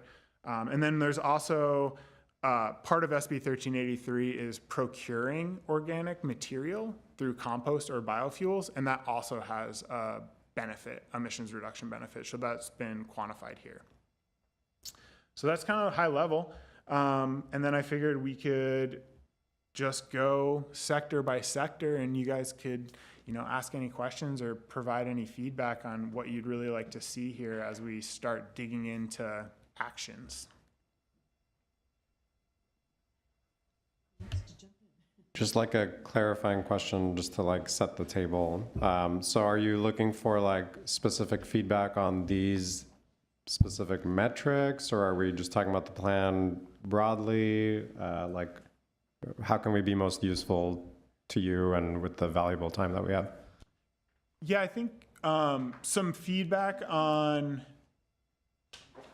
level of how aggressive you're looking to be in each of these sectors, I think is really helpful for us. There's a wide range of opportunity for you to go, and the city to go, you know, very aggressive, mandatory requirements, like really try to push these things. And then there's anywhere from that to being very cautious and just hitting the bare minimum. And I think part of it is like, which of these areas do you really want to push on? And if this all looks great and sounds perfect, then great, and we can start developing actions from there. So that's part of it, is like level of effort and how aggressive, you know, are you looking for this plan to be? And then on top of that, you know, we are going to start drafting actions, and we'd really love to hear what some of your priorities are in each of these sectors, so we can start taking your feedback into account early, so we don't just hand you a list of things that are done and we miss a lot of what you're looking to see.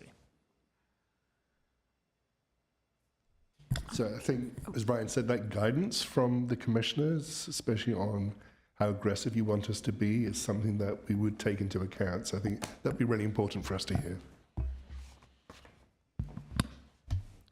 I was just gonna give Cole an opportunity. I understand he may have to leave early. So Cole, if you're still with us, do you wanna start off discussion?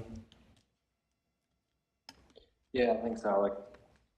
Yeah, I'm right now. Can everyone hear me? Okay. Yes, we can hear you. Yeah. Okay, thank you. Yeah, Ryan, this looks great. I do really appreciate the numbers you put in here. And I'm kind of like trying to understand the scale of all this. Like, this is gonna require a bit of thinking to go through each of these for sure, and kind of like determine what numbers, you know, look good and what numbers could be modified for us. Excuse me, Commissioner Bazemore, would you kindly turn on your, thank you very much, appreciate that. Thank you, thank you. So this is the first one, if I'm not mistaken, right? Building energy measures. Yeah, this is the first sector we kind of chatted through. The first sector, thank you. So starting out, I mean, active transportation for me, I think would be a great one to think through. I believe you had mentioned with that one, there was something like 10%.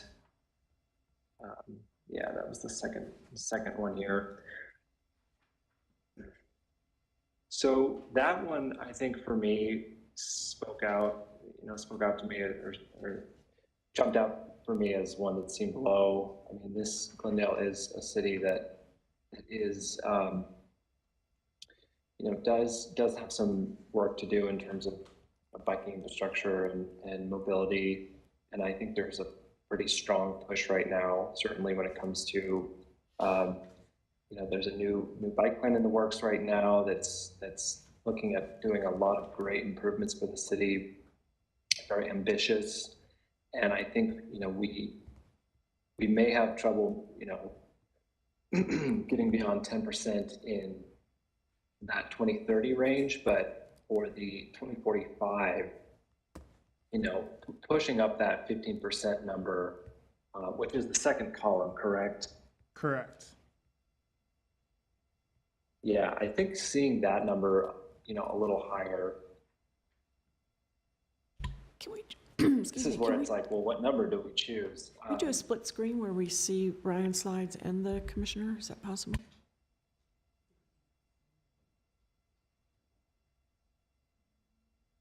So out of curiosity, so what would this look like at 30%? I mean, is this the kind of exercise we're talking about doing here? Is just kind of spitballing numbers and seeing what that looks like? Yeah, totally. That's what's cool about this tool is it kind of lets you look at different scenarios real easy and see at least what the emissions do. So if we go from, 15% gets us a 9,650 metric ton reduction, which, this kind of shows your percent of the overall contribution. So it's relative to the other actions, right? So it changes if you change other ones, but and that's for the whole sector, but if you wanted to go up to like a 30%, that brings you up to almost 20,000. So it's essentially doubles the emissions reductions in 2045 from that action.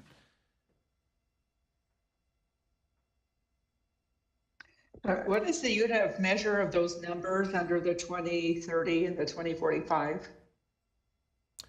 Oh, Is sorry. that metric tons of carbon? Yes, yeah. Everything, all the numbers here, the units are metric tons of carbon dioxide equivalent. So we've taken methane, nitric oxide, and carbon and equalized it. Thank you. And that's removed from the atmosphere, right?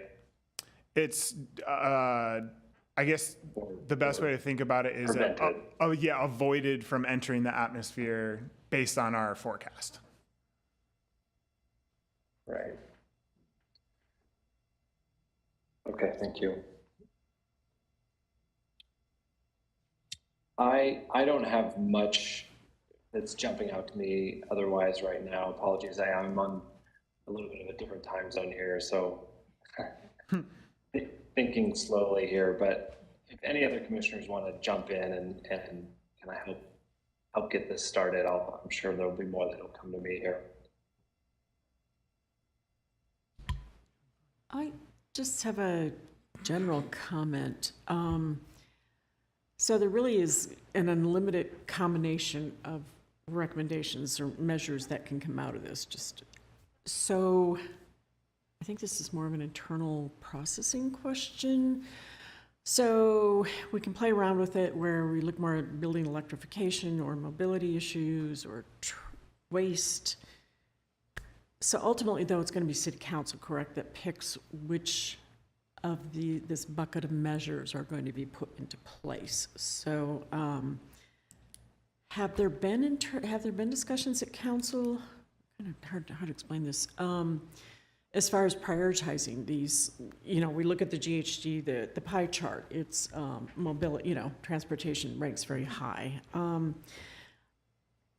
But I'm just kind of wondering about the political realities. Will the current GHG inventory drive the selection of the measures, and will funding follow? Because some of those things really are contingent on major behavior change. I mean, even if you just go to 10%, 15%, participation. So that's just kind of a general comment to throw out there is how do, it's just how do we proceed from here? Because there are so many scenarios, but I would think the thing is to hear the facts. Let's take a fact-based approach and allocate resources, but then you've got a whole behavioral change element that's difficult to quantify, difficult to bring about. I'm not aware of any metrics about, for every dollar expenditure in outreach, you see, how does that relate to behavior change, GHG reductions or things of that sort. So that to me is a puzzlement. But one thing I will also say too, I would like to see the city get really radical and throw some money into pilot programs. Putting reflective coating on 100 rooftops, it could be a lottery system, but let's get some high visibility things out there. I would also, from the equity standpoint, like to see a lot of these things prioritized for multifamily, low income, affordable housing, because that is what, 50, 60% of our housing stock. But I would make pilots, I think was one of your list of measures, wasn't it, Ryan? That was in the I would just, let's jump in, get some funding out there for high visibility pilot projects. Because if people see things, hear things, maybe that will induce somebody to make some changes. You know, I just have to say one thing that's appalling to me when I do my daily walk. I can't tell you how many houses on my walk are now being painted black. I mean, just nonsensical things like that, where you're heating you're heating up your home for no good reason to look chic. But I'm just so that's I'm not articulating this very well, but hopefully something can be gleaned out of that. Thank you. Commissioner Pinkerton, I think we understand, but I think we understand what you're saying, but I think at this point we have to start based on the facts of what gives rise to our greenhouse gas emissions. So what programs can we put in place to tackle those? We will be, as part of this process, we will be identifying different funding opportunities that will allow us to tackle these. And there's, as you well know, there's lots of grants circling right now, so we'll be able to look at those and everything. But I think the ultimate decision, the ultimate priorities is when we present to council. Right. They'll be giving us the end guidance to say, yes, go ahead with the plan as is or amend or whatever it is. But I think for this stage, it's like, this is what the information is telling us. This is where we can look to begin to develop those different strategies. And as Ryan said, as they get deeper into the different actions, like cool roofs or white roofs or something, may be one of the actions that they recommend that we undertake to address those types of issues, if that makes sense. I think all sectors are important. I would recommend pilot programs in each, just because I think we need to get something off the ground. Taking out the grass lawn here would be one thing. Just that would be my recommendation. Don't necessarily preclude any sector at this point, but because it's going to be a lot harder, say, to get people on bikes than to convince them to put reflective coating on their roofs, I would think. But that's my recommendation, is pilot programs in all this, in the major sectors. Thanks. I know we take your point that along the behavior change aspect of this is going to be absolutely key. So that's one of the reasons we're trying to do as much community outreach as we can to get the community on board. But that is going to be, in truth, that's going to be really, really difficult, getting people to help us implement this plan where they're going to need to implement. So we understand that, and it's our responsibility as this office to, as we're doing our outreach, to engage our community, get our community on board and invested in this plan as much as possible.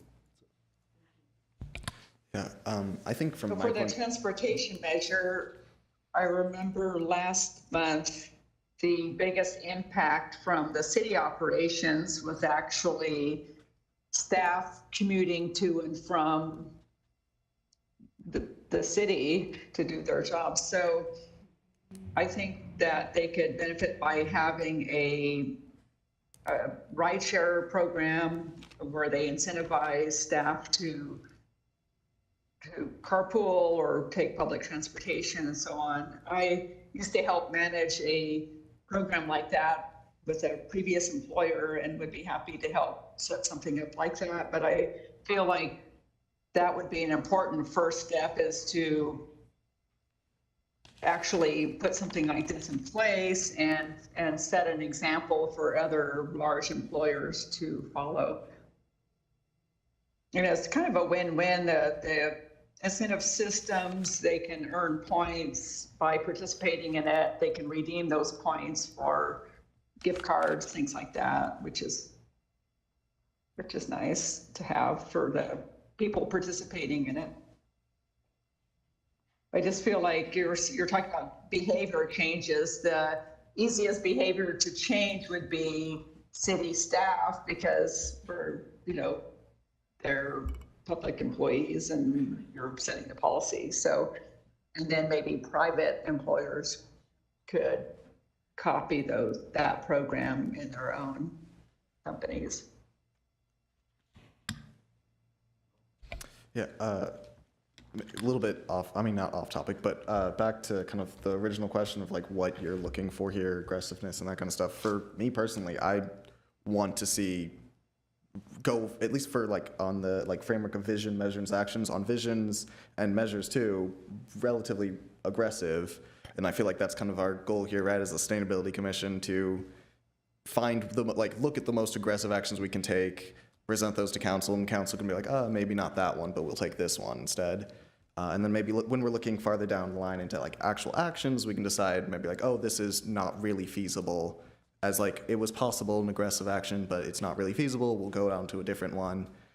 So personally, I think I'm looking for more aggressive action measures, and then as we're looking at specific actions, what are actually feasible and passable and that kind of stuff through the commission and through city council. So yeah, aggressive is my position on that. Sorry, ex officio Welch, that's a very, very good point. And the continuing outreach of this is, as we develop the mitigation and adaptation strategies, we are going to then have fairly extensive conversations with our internal departments to understand their capacity to be able to implement these measures. So all those kind of components will be coming together as we begin to do the draft plan. And there will be a draft plan, and there will be time for public comment on that draft plan before any final plan is presented to City Council. So it's going to be, this is like the first set of information that we're giving to the consultants as they begin to develop these strategies. So, but to your point, there's a need to be aggressive, especially for the younger generations, because you're the ones who are going to be potentially most impacted by these, and you're the ones that are going to have these measures in place so you can continue your quality of life issues as it comes down to. That's understood.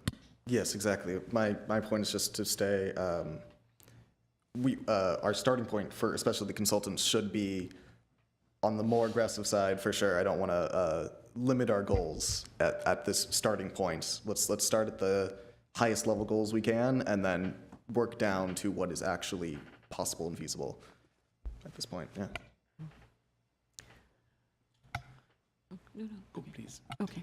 I would also say I totally concur about being aggressive. I would also say let's not take anything off the table. Rideshare programs do incentivize people. You're entered automatically, get gift cards every month or something like that. Let's find out what the dollar amount is to really change behavior. If you pay me $1,000 a month to take public transportation, will that do it? Is it $500, $750, $2,000? I just say take nothing off the table. I think, you can have a lottery system for this type of thing, but just because fundamentally you have mandates, top-down mandates for electrification, but still, like public transportation is a hard nut to crack. I drive way too much. I have a hybrid, but still public transportation takes a lot longer for me, so I'm lazy in that regard. But what's a tipping point for me to get me to change my behavior? So I would say let's allocate some funds, be very aggressive, and propose some measures, to get people out of the cars, but really get them out of the cars. It's is it rideshare? Is it a big incentive to buy an EV? Well, that's not getting me out of my car, but let's look at funds for pilot programs like that. Thanks. As Commissioner Werner too, the stuff that we can control too, right? It's like we do have a fairly good employee rideshare program. For instance, not to brag, but no, I take the train to work, and the city actually pays 60% of our fares. So there is those incentives in place where the infrastructure makes it easy for employees, and that's the other issue. They could also do things like look at where people live, and if there's certain locations where there's a lot of employees, they could set up van pools from those areas where they all share the ride. And so that's information the city would already have. They know where the employees live, so. And they could also volunteer to match people to people who live near them who have similar work hours, both staff and other companies that might opt into that as well. All right, so we spoke that we, as the Sustainability Commission, our role is to be aggressive, is to push the city farther than we're generally comfortable. and what areas should we concentrate our limited time and effort and resources? Data tells us that it's transportation, it's buildings. So if we need to be aggressive, the 1 or 2% in those areas can give you a lot higher return than any of those other areas. So those are the 2 areas that we need to concentrate on. Between the 2 of them, it's almost, 90%? 49 and 38. So those are the areas that we need to concentrate. Yes, the grid's getting cleaner. You said it yourself that we have a challenge in Glendale. We're islanded. We have limited connections to the grid, the regional grid. That's going to be a bottleneck. I've said it before, and I'm going to repeat it here. We don't have enough transmission capacity in the city. And best case scenario, it takes 10 to 15 years. That's without lawsuits. So I can't, ring the alarm loud enough. That's an area that we need to be aggressive on today. As we electrify buildings, the company that I work for recently came up with a study, and we think this is going to be a challenge that most grid operators are now getting getting to understand it. Currently, the peak usage is summertime, hot days, 5 to 8 p.m. In the future, as we electrify buildings, the larger peak is going to be 6 to 9 a.m. winter morning, when everybody takes showers, and it's extra hot showers. Everybody wants to wake up with 72-degree homes. Those are going to be our challenges. The more we electrify the buildings, the more power we're going to need when it's least available, winter morning. Sun's not shining, winter morning.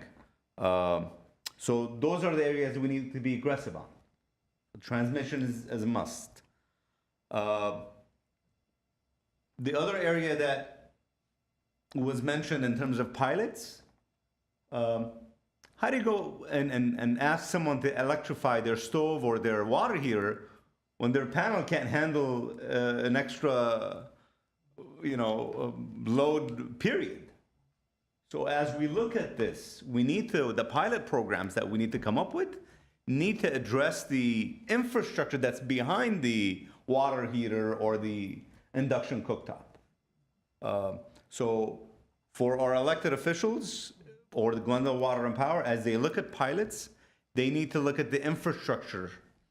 The other nut to crack, which I don't have a solution for, as you do these pilots, if it's a rental property, the landlord is going to turn around and say, oh, now this house is more efficient. I'm saving you, the tenant, money, and therefore I can charge you more rent. So it's going to exacerbate the cycle of pushing people out. I don't have the answer to that. I don't know how you tell a landlord the house is going to be better, but don't raise the rent on your tenant. I don't have the solution for that. Last but not least, our plan in the city of Glendale and the region needs to include workforce readiness. I recently spoke to a prominent, well-known, prominent is not the right word, well-known plumber in the area. Very well connected in city circles. He does a lot of city projects. I said, I'm thinking of installing heat pumps. He said, no, don't go that route. First of all, as I asked him questions, I realized that he doesn't know how the technology works. And so we have a workforce development center here in Glendale, the Verdugo Center. We need to start offering classes on some of these technologies of the future that are right around the corner. I actually convinced this plumber to take a class at SCE's Energy Education Center because it's free. But we need to start developing our own. It's not enough because a plumber who works or lives close to Glendale is not going to drive 30 minutes after spending a full day of work to go get a free class 30 minutes away. And good luck driving on the 210 East. Those are some of my areas of concern, but transportation and buildings are where we need to be more aggressive.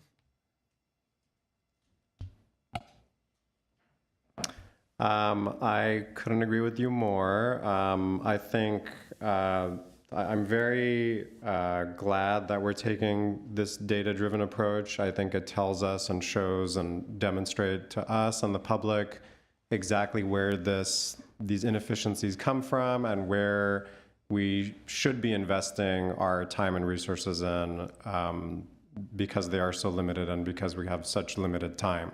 So yes, I think we've heard it from several commissioners. I'll say it as well. Mobility and building electrification, I think, should be our top priorities. I'm just going to zoom out a little bit to more broadly speak about the plan and what I hope the plan can accomplish. I was around when the 2010 Greener Glendale Plan was developed and adopted. And it did a great job of identifying all of the things that we should be doing to address climate action and sustainability. It did not have any of the, unfortunately, after it was adopted, there was no way in which we could hold ourselves accountable and ensure that those actions are actually implemented. There was no costs associated with any of the programs that were mentioned. There was no timeline for any of those action items to be developed by. And there was no checklist or scorecard or some kind of annual report to help us determine where we are in our progression of that plan. So I would like for us to make sure that this climate action adaptation plan has dollar amounts to the very specific programs that we are wanting to pursue, identifying those funding sources, their associated costs, and when in this timeline we expect to have those programs adopted. I really want to have the teeth associated with the plan so that, Ryan, when your work here is done and we've paid you and you've gone home and the plan is adopted, that we are the stewards of this now adopted plan and we're continuing to develop upon it. That's my main concern. I've seen it with the Bicycle Master Plan of 2012. I've seen it with the Greener Glendale Plan in 2010. These plans are amazing and we're all so excited to get our hands on it and adopt it, and council adopts it, and then sometimes, more often than we would like, it sits on a shelf and collects dust. So that will be the main thrust of my interest in this plan, is making sure that we are adopting something that has very specific funding allocations, not just recommendations, but this plan requires that 20% of Measure S funding goes towards these XYZ programs, that a certain percentage of our SB1 local funding goes towards these climate action plans, that our local Measure S, Measure M dollars for Metro, all of it goes towards advancing the mobility improvements called out in the pedestrian master plan, the bicycle master plan. I'm very interested in those very specific recommendations so that it is codified and adopted by council, so that we're not having to program by program going to council and asking for their blessing to get it funded and adopted, et cetera. So, when we talk about these behavioral changes and how long things take to adapt, we have been in the city of Glendale working on one bike lane on La Crescenta Avenue for about 5 years, and it still has not been adopted. So if we're looking at, active transportation mode share as an example, we need to be very aggressive in implementing the bike plan so that we actually see that behavioral change. Otherwise, having a bike lane installed that connects you to no other bike lane, that doesn't connect to any destinations over decades, is just not something that we can point to and say that we expect change because, like, at the rate at which we are adopting things. So that's my general viewpoint and what I'll be looking for as you come back and as we continue to develop the plan. But yes, as it relates to these specific measures, mobility and building electrification, and to the point of our student commissioner, as aggressive as possible. Thank you. Rondi or Cole, anything? So thank you. I think those are all great comments. I think workforce in particular, I worked for a large utility in the area in the solar power program that shall remain nameless.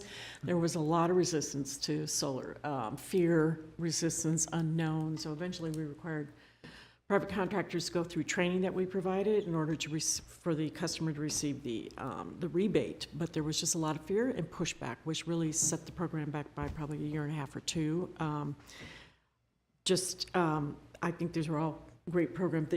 That is always the critical bottleneck for local government, is institutionalizing anything. I've worked on projects, I leave, come back 5 years, and I'm like, wow, it's exactly where I left it. It hasn't progressed at all. So these things don't get institutionalized. I just want to throw out one other suggestion. I think go radical, go big. We've got a bottleneck here. We know that, but we also know rooftop solar is one of the solutions. Let's get real radical, set up the virtual power plant that's been promoted, pushed for years and years. Pick out a neighborhood, have a lottery system for, bringing neighborhoods together to set this up.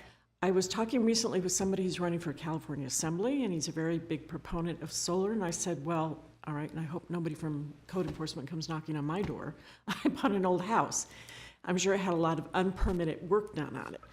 I know once you open your door officially for a city inspector to come in for one thing, my understanding is in theory they can look around for everything. So I would hope we could recognize that reality on the ground, that if I want to, oh, there's our little spider friend. If I want somebody to come to my house because I want to put rooftop solar, that they're not going to go, unless my house is falling down, presents hazard to me or somebody, that I'll be left alone in that regard. But I mentioned that to this potential candidate, and he said he thinks that's a good idea, because I know there's a lot of unpermitted work all over Southern California. I mean, my goodness, there are unpermitted houses that show up in neighborhoods. But so that's the last of my contribution. Thank you. I want to second something that Commissioner Bartrosev said, the annual score. Come year 2033, we want to know, should we, do we get more aggressive, or are we comfortable with what we've done so far in the next 10 years? But an annual score telling us whether we're green, red, yellow, or whatever you want to call it, A, B, or F, whatever. But we want to know, 5 years, 10 years from now, or every year, are we falling behind or are we ahead? I'm super excited to show you guys our CapDash tool that I included in this project, that is going to give you that tracking ability over time, and in a really transparent way to the public as well. Be able to see, like, here's what we've done, here's how much we've made progress, here's what our emissions are doing, and it visualizes it and kind of lets you track that over time. So I think a lot of what you guys are talking about are kind of things that I think we hold as really central to our approach, is like, how do we make this not sit on a shelf? How do we get implementation done? Making sure we have timelines for everything. Costs and funding are super difficult, and we're going to do our best to dig into that. But there's a lot of ways to look at costs and to think about how much something costs. Like, the one example that's always, I think, really good is like an EV, right? It's 20% more upfront. And people are like, you're going to make me spend another 10 grand on my car? Like, that's so expensive. Most people finance their cars. It costs less to operate an EV than it does to operate a internal combustion car. That's like, these are pretty standard, right? If you finance your car and you're saving more a month than by going to electric than what your car payment is, right? Then you're saving money over time, and it's not a cost anymore. So there's like how we look at life cycle costs and how we define costs and cost to who, like who's bearing those costs. It can get complicated, but we do our best to try to like frame those conversations in a meaningful way instead of just, I think what's happening a lot now in the climate action space is you'll see these astronomical numbers for the cost to electrify buildings, right? There's San Francisco had a published number that was like, oh, it's going to cost us $3 billion to electrify all our buildings. Like, this is ridiculous.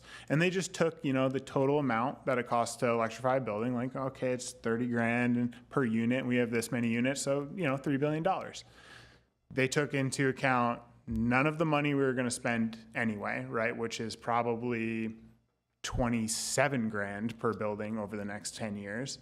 And none of the incentives and none of the long-term cost savings, right? So we take these like simplistic numbers and just run with them when it is a lot more complicated than that. And then I love the push to kind of get us to like actually earmark funding where available.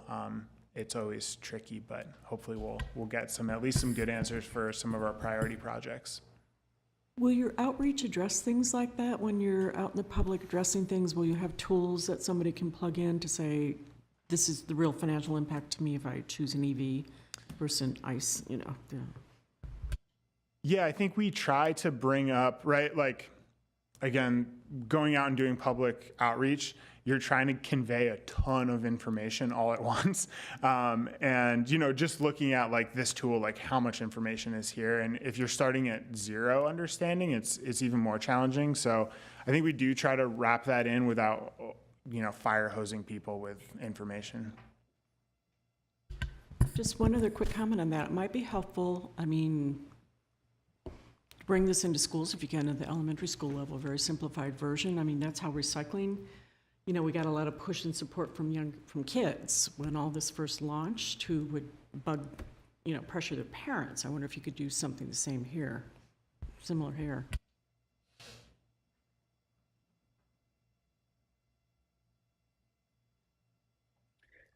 This is Cole. I just have one final comment here. So I was excited to hear about the dashboard idea. I think that would be interesting to see what that looks like and know how it can be used. I think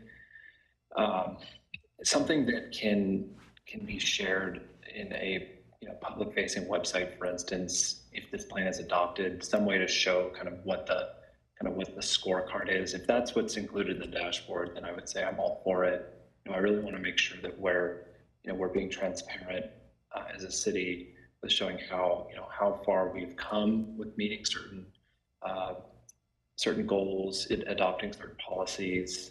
I think that that really should be conveyed as much as possible to the community. And then the other piece, I'm sitting here thinking about the inventory that we were shared last month, kind of that baseline. And wondering if, as a part of this cap, if there's ways or areas, I should say that areas in which we are kind of potentially missing data, or would want to kind of have a more defined or better specific data. So for instance, like knowing exactly how many people in the city drive EVs. I think this is something that GWP has brought up before with them not knowing or not able to really kind of pull that information just because it's not within their kind of purview of asking homeowners, are they driving an EV or not? That was something that I know has been mentioned before of wanting to know. And so I think as a part of this, just if we can identify those gaps in knowledge, if you will, and like thinking long term here for the next 20 years or so, what is that information we're really going to need to know to show that this cap, these sets of policies are being achieved, or goals are being achieved. That's what I think would be. I think we should really make sure we know what those are and are working to get that information.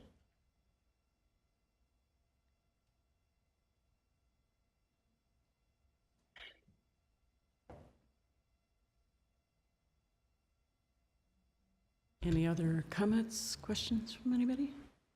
I have a question on the implementation. Is that an increase over the current, or is that total, like for people that take, or that are driving electric vehicles? So do we know, like Cole was saying, we need to know how many. So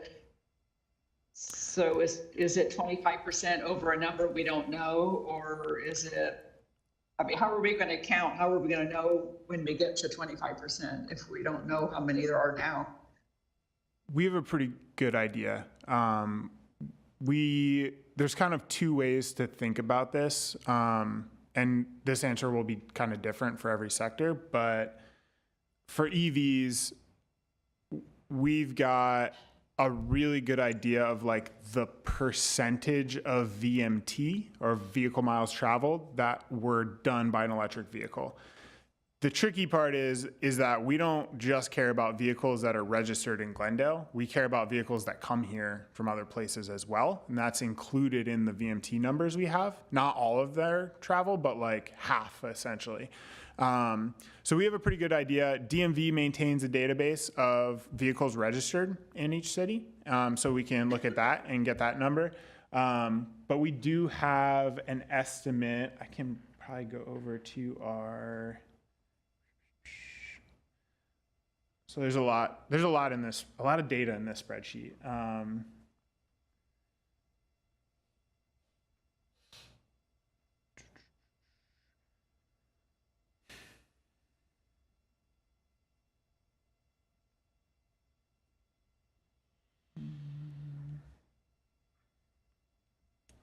think we've got an estimate for number of vehicles currently.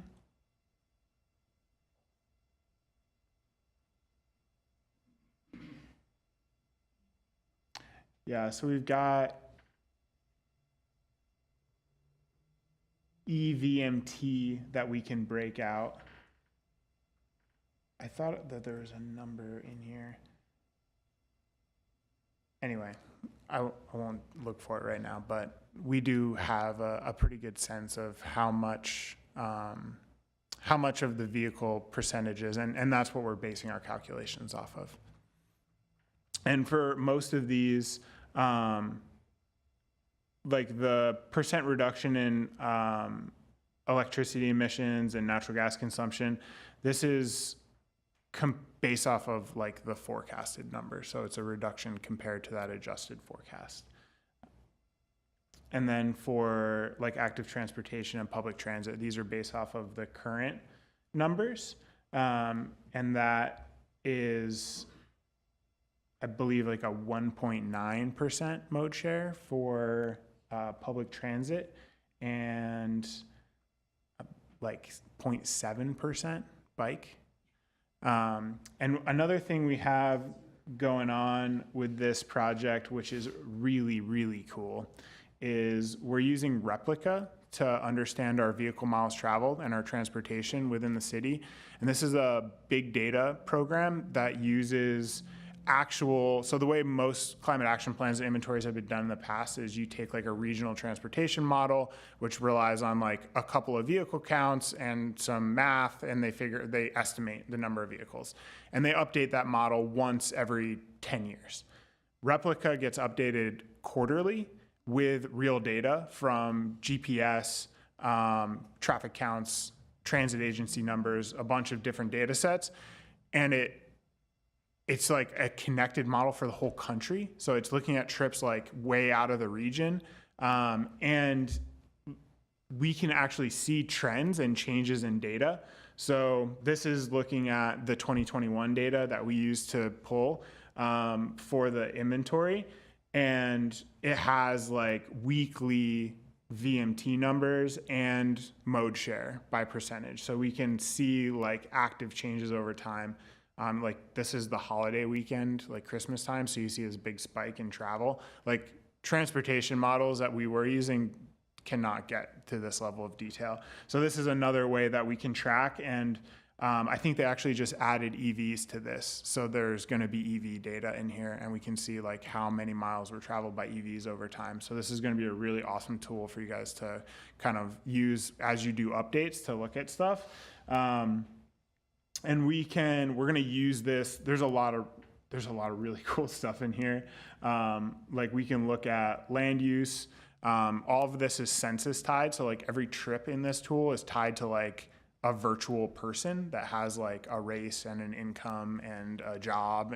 And we're going to be able to really look at like where people are. There's a whole other side to this that we can look at trips on each roadway and like trips by mode share on each roadway. So see where people are actually biking, where people are walking, where there's a lack of land use types, where maybe it's just residential and people have to drive to go to the grocery store. There's no like somewhere to walk to get like a gallon of milk or something if you need it. So we're really excited to bring this tool in. It's relatively new to the industry, but like incredibly powerful compared to what we're used to using.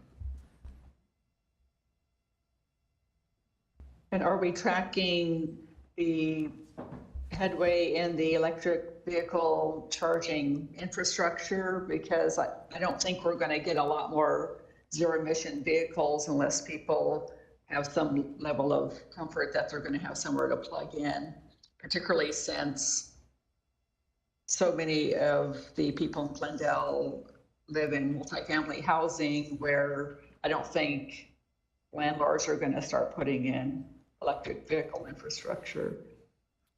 Yeah, definitely. There are some tools out there right now that let us count at least publicly available chargers and infrastructure.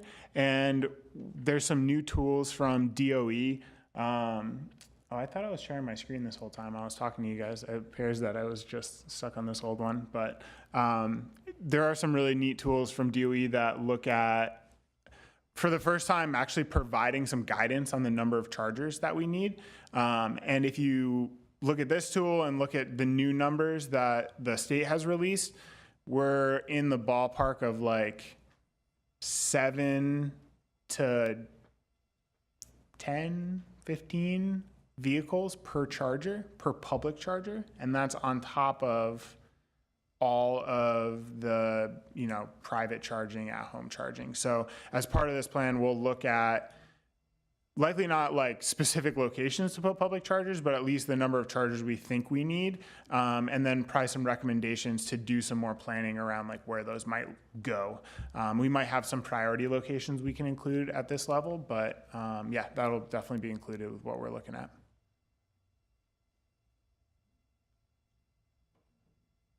I have a little note that's just because we were talking about electric vehicles and virtual grids and all of this. My professor actually the other day was talking to me about basically vehicle to grid electricity. So plugging in your electric vehicle at night and then maybe like selling off some of that power from your battery to Glendale Water and Power. And I know they do this already with the solar panels a lot of the times. And I think that's just something like one of the action policies we could possibly have down.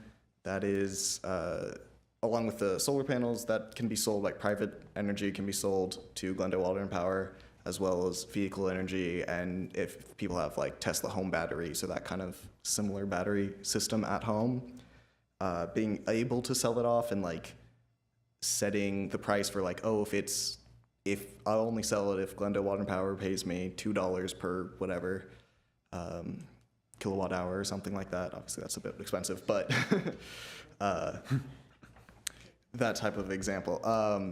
And like, or at peak hours, they can take 40% of my battery or something like that. I just think that is a good idea that my professor mentioned, and I'm like, yeah, it made a lot of sense. Madam Chair, members of the commission, I just wanted to add a little bit of information to that, because I do, among my many tasks within the city attorney's office, it also includes negotiations on various energy deals. So I am aware that the Department of Water and Power is looking at net energy metering, feed-in tariffs, microgrids, and all of the energy policies surrounding that. Obviously, there's a lot of regulatory framework that needs to be navigated in order to bring that forward to the city council to get direction for changes in that policy or modifications, upgrades to that policy in order to activate those very concepts for the purposes that you've just described. And one other thing that I wanted to mention, because I thought it would be important for the commission to be aware, is that I too was here when the Glendale Greener Glendale policy was adopted. And I just want to confirm for the commission that because it is an existing policy, when we do environmental impact reports for larger projects, we have to show consistency with adopted policies. So for example, with the South Glendale Community Plan, we had to go through all of the policies within that to show conformance with greenhouse gas emission reductions.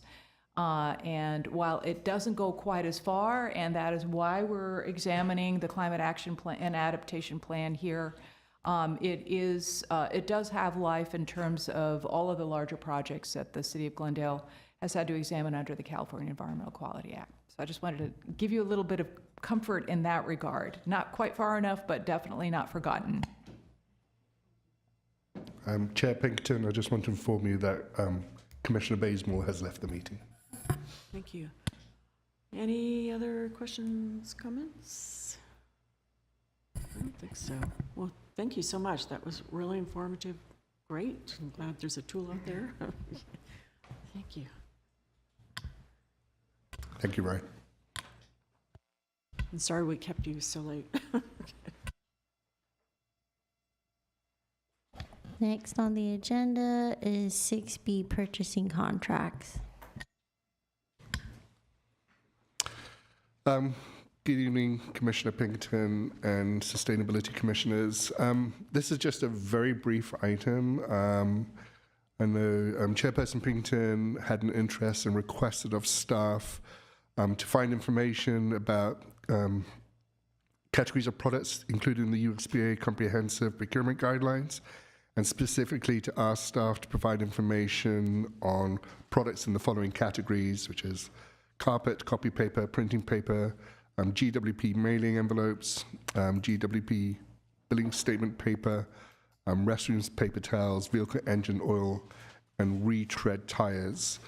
So staff reached out to our purchasing and finance department and asked them to provide us information where we, who we have contracts with and where we piggyback on other contracts, such as Los Angeles County. So the information in front of you outlines that. So for example, for carpet, we have established specifications that the current supplier is Mohawk Flooring, and then we have provided the sustainability statements and information that Mohawk Flooring has provided us and included it in this report. For copy paper, there's no specific contract for copy paper. We utilize Staples to purchase most of our paper. And within that purchasing, we do have our Staples to identify paper that is SB 3083 compliant and meets the 30% recycled content requirements of SB 1383. We reached out to GWP regarding the recycled paper. They informed us that at this point in time, Glendale's print vendor, InfoSend, does not use recycled content paper for that billing. We also requested to find information about the city's print shop and the products and paper products that they use. They piggyback on the Los Angeles County contract pricing, which states the recycled content of papers that they purchase or they use for city printing purposes. For our paper towels, we found out that the recycled content is not there, but they are FSC mix certified. And the oil and lubricants, we piggyback on the City of Los Angeles contract. Through the information, we haven't found any information about recycled content or recycled oil use, so we'll look into that. And then regarding retread tires, yes, there is. We do encourage the use and have the use of retread tires. And this information explains how we go about tracking that and the casings, the amount of casings they use, the amount of the percentage of retread. So with this, I am willing to take back any questions that you may have and refer those questions back to our purchasing department and come back to City Council, come back to the Commission with a fuller report. I just wasn't quite sure where you wanted me to go with this. So this is just a basic list of information. And I said, what you want me to do, I'll go out and find out and come back to the Commission with. I think this was it, basically get some baseline information out there, look at the recycled content levels and the different products.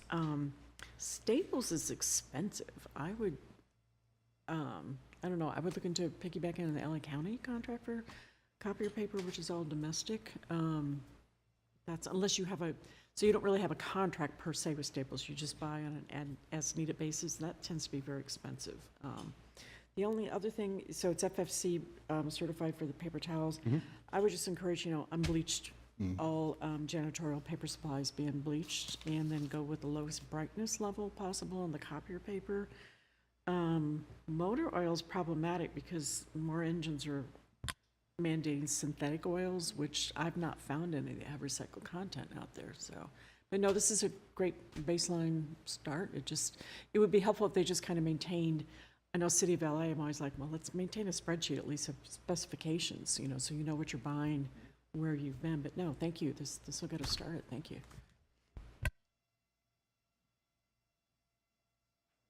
I mean, since you asked, the only thing that I guess I would just follow up with is so we use Staples, but you also said there's a vendor that we do use that does. Oh, okay.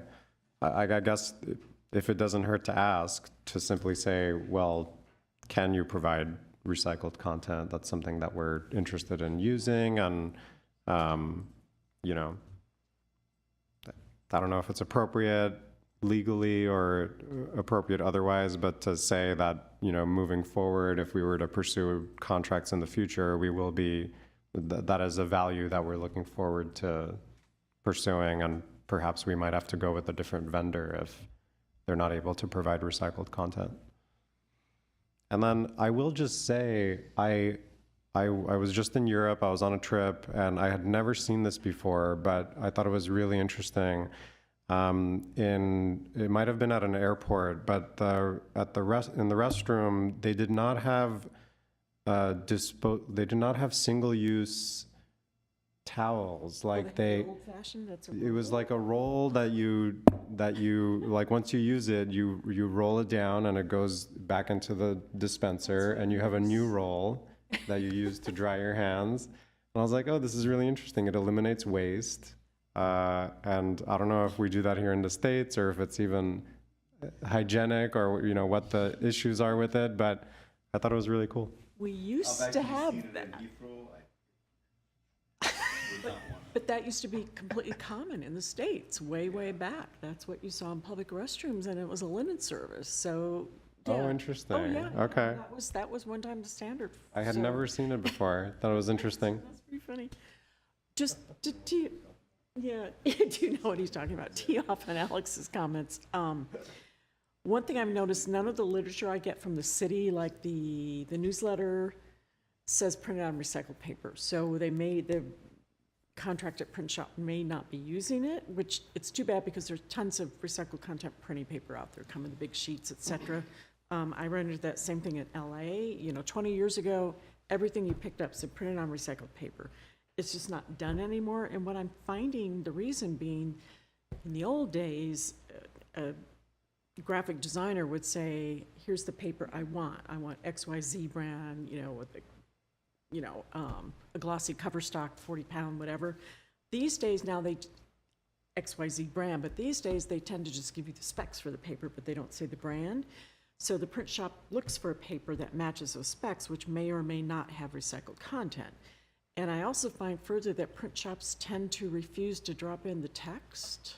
It says printed on recycled paper if it was not in the original design, but the designer no longer knows if they're going to be using recycled paper, so it's just a reinforcing thing. But I think we're doing ourselves a big service by not using recycled content printing paper with the legend, and I would recommend that as a city policy. Thanks.